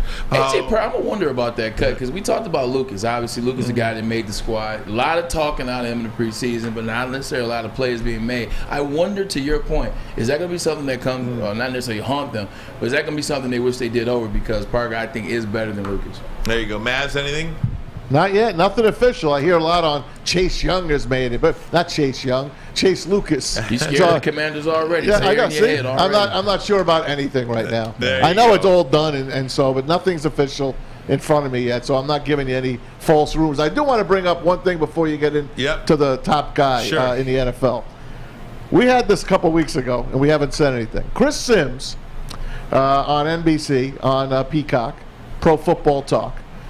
He says he knows why Raiders head coach John Gruden rebuffed the Tom Brady deal. And we heard that Tom Brady and Rob Gronkowski were supposed to go to the Tampa Bay Buccaneers, to the Oakland Raiders at the time, the Vegas Raiders. And John Gruden did not want them. And he put his foot down. What is that? That tweet actually says, I can't read it, but I can tell you. He said, he didn't want that. He didn't want to deal with the pressure of Tom Brady. He wasn't going to have any excuses to get out of that one. In case things didn't work, he couldn't blame Brady. If the offense didn't work, he would lose a little bit of control, too, because Brady was going to be able to talk to Raiders owner Mark Davis. I want this. That's where I find it fascinating. Isn't that something? There you go. And then he went on. What's that EHPO show he wanted? Did he go on like the barber shop or something like that? Tom Brady? Yeah. The shop. The shop. So he sat there and he's explaining, there was another team that was courting me, and they decided to go against it, and they went with that other SOB instead of that other POS instead of me. So everyone's asking him, who are you talking about? Who are you talking about? Turns out it probably was Derek Carr. Probably. Isn't that something? No doubt about it. Hey, before we get into the top NFL players, too, if you're Venus Williams, are you like, hey, I'm no chopped liver over look here. at me a little bit. She's playing right now live in her first-round match at the U.S. Open. And I know Serena is the greatest of all time, maybe the greatest women's athlete of all time. She's the greatest tennis player, male or female, all time. I don't have time to argue with you about that, and I probably won't. It's just nothing to argue. I just don't follow the game that much. There is an argument. It's woman versus man. Yeah. But I'm saying in terms of what she's done for the sport, in terms of her wins, no man has more doubt. Yeah. But Venus Williams was a trailblazer. She was first. She was a trailblazer. Yeah. And, I don't know how much longer she wants to do it as well. I just wanted to give Venus her due here on the Ermanni Edwards show with Matt. Appreciate that. Friends with Venus, and I told you guys the story. She's never been that individual. She's not that type to be jealous or anything of that nature. But I think the reason why it's much bigger with Serena is not only Serena has the more, I think Serena is giving so much of herself to the world. Like, she's on full display like LeBron James. Venus is quiet. She's off the grid. She's hidden. She doesn't have any kids. She's not married. She is married, but she's off the grid. Meanwhile, Serena, all her frustrations have come out in matches. They've come out over Twitter. She's went public. You see her daughter first row. You see her husband all the time courtside. She's very transparent with who she is and who she's been for her whole career. So I think she announced, I'm retiring. She announced, I won while I was pregnant. So you've seen all of that out of Serena. Venus very quiet. All right, let's get to the NFL top 100 players. I want to start with the 1 through 10, or 10 through 1, however you want to put it. This is voted by the players, and they voted Tom Brady 1 overall. First Going overall, into this year, a little bit of respect. They got Aaron Donald, Aaron Rodgers, Cooper Kupp, Jonathan Taylor, T.J. Watt, Devontae Adams, Patrick Mahomes, Jalen Ramsey, and Travis Kelce. Again, this is voted by the players. Brady 1, Aaron Donald 2, and a lot of that is respect, right? Yeah. And all the like. But my goodness, Tom Brady, number 1 again. At 45. At 45 years old. I like the list. I think he's well deserving of it. And I keep telling you, people are talking about, well, after his 22nd season, Tom Brady was chosen by his peers as the number 1 player in the NFL top 100 for the 2022 season. And this is ESPN's tweet after finding out the information. It's well deserved. I mean, I think he's showing you, and it's actually what I was going to end with, but I might as well do it now. You set me up perfectly. Like, age is relative. Like, age is no longer relative. Age is nothing but a number. You see, and this is legitimately right here in my notes. Tom Brady, 45, just voted the #1 player in the NFL by his peers. Serena Williams, 40, been playing for a long time, 40. She just won in the first round last night in her farewell send-off. You look at Albert Pujols. Albert Pujols, 43 years old. Last night, he hits his 694th career home run. You look at Aaron Rodgers. Aaron Rodgers is 40. He just wins back-to-back MVPs. Remember the infamous play that was John Elway in the Super Bowl? And he was selling out. And he goes and tries to get the touchdown. The helicopter. He gets the first down. He gets the helicopter. Everybody thinks he scores the touchdown, but he lands around the 1.5-yard line. He's sold out. Do you know how old John Elway was? And that play was 34 years old. Damn. And everybody thought that he was the oldest man ever to play football. Everybody thought that age was different. Now you look at a guy in Aaron Rodgers is not slowing down at 40. You look at Tom Brady at 45. You look at Jay-Z. Jay-Z just put out a new verse in a DJ Khaled song talking about God did. One of his best verses that he's put out in the last 10, 15 years. Oh, by the way, Jay-Z's 51. If you take care of yourself, your body, age is nothing but a number. No doubt about it. I mean, in Brady today, I did a thing earlier this morning. What is the TB12 method? I mean, he doesn't eat this. I mean, there's like 10 different types of things he doesn't eat. Yeah. Gluten, sugar, GMO, soy, like artificial sugars, all this stuff, man. It was like a laundry list. He doesn't even eat mushrooms or tomatoes because they're nightshades. Tomatoes cause inflammation, he believes, so he doesn't eat tomatoes. How does that play on Giselle? How does that play on Giselle? She probably taught him about it. It's true for modeling. Right. Yeah. She probably taught him about Those models eat. They're sneaky. Right. They do Absolutely. Hey, this was fun, everybody. Thanks so much for being along. Braylon, great to have you back. Get us out of here. The heavyweights are going to kill it with all this breaking news. Absolutely. We should stay on. Some more breaking news? No, not yet. But we should stay on. I only get paid to 4 o'clock. Okay. Well, you know it's almost 4 o'clock, so we're out there. Yo, amazing show today. Having a lot of fun. We'll talk tomorrow about the finalization of the roster. Also, we'll talk about Hard Knocks, see what goes on there. But do us a favor. Check out the heavyweights. They're coming on at 5, and these guys do kill it. Spencer and my man Easy. Check us out. For my man Flouncer in the booth, Maz on the couch, Fletcher's over there to my right, Adam Morrissey in the building. I see you in the back, big guy. And my brother from another mother to my left, Ryan Ermanni. We are Ermanni and Edwards. Do I just go? I'm not going to drop. Go. All right. Go ahead. 2, 1. Oh, my God. Go. Oh, jeez. Oh, my. Oh. This isn't right. I don't get paid enough for this.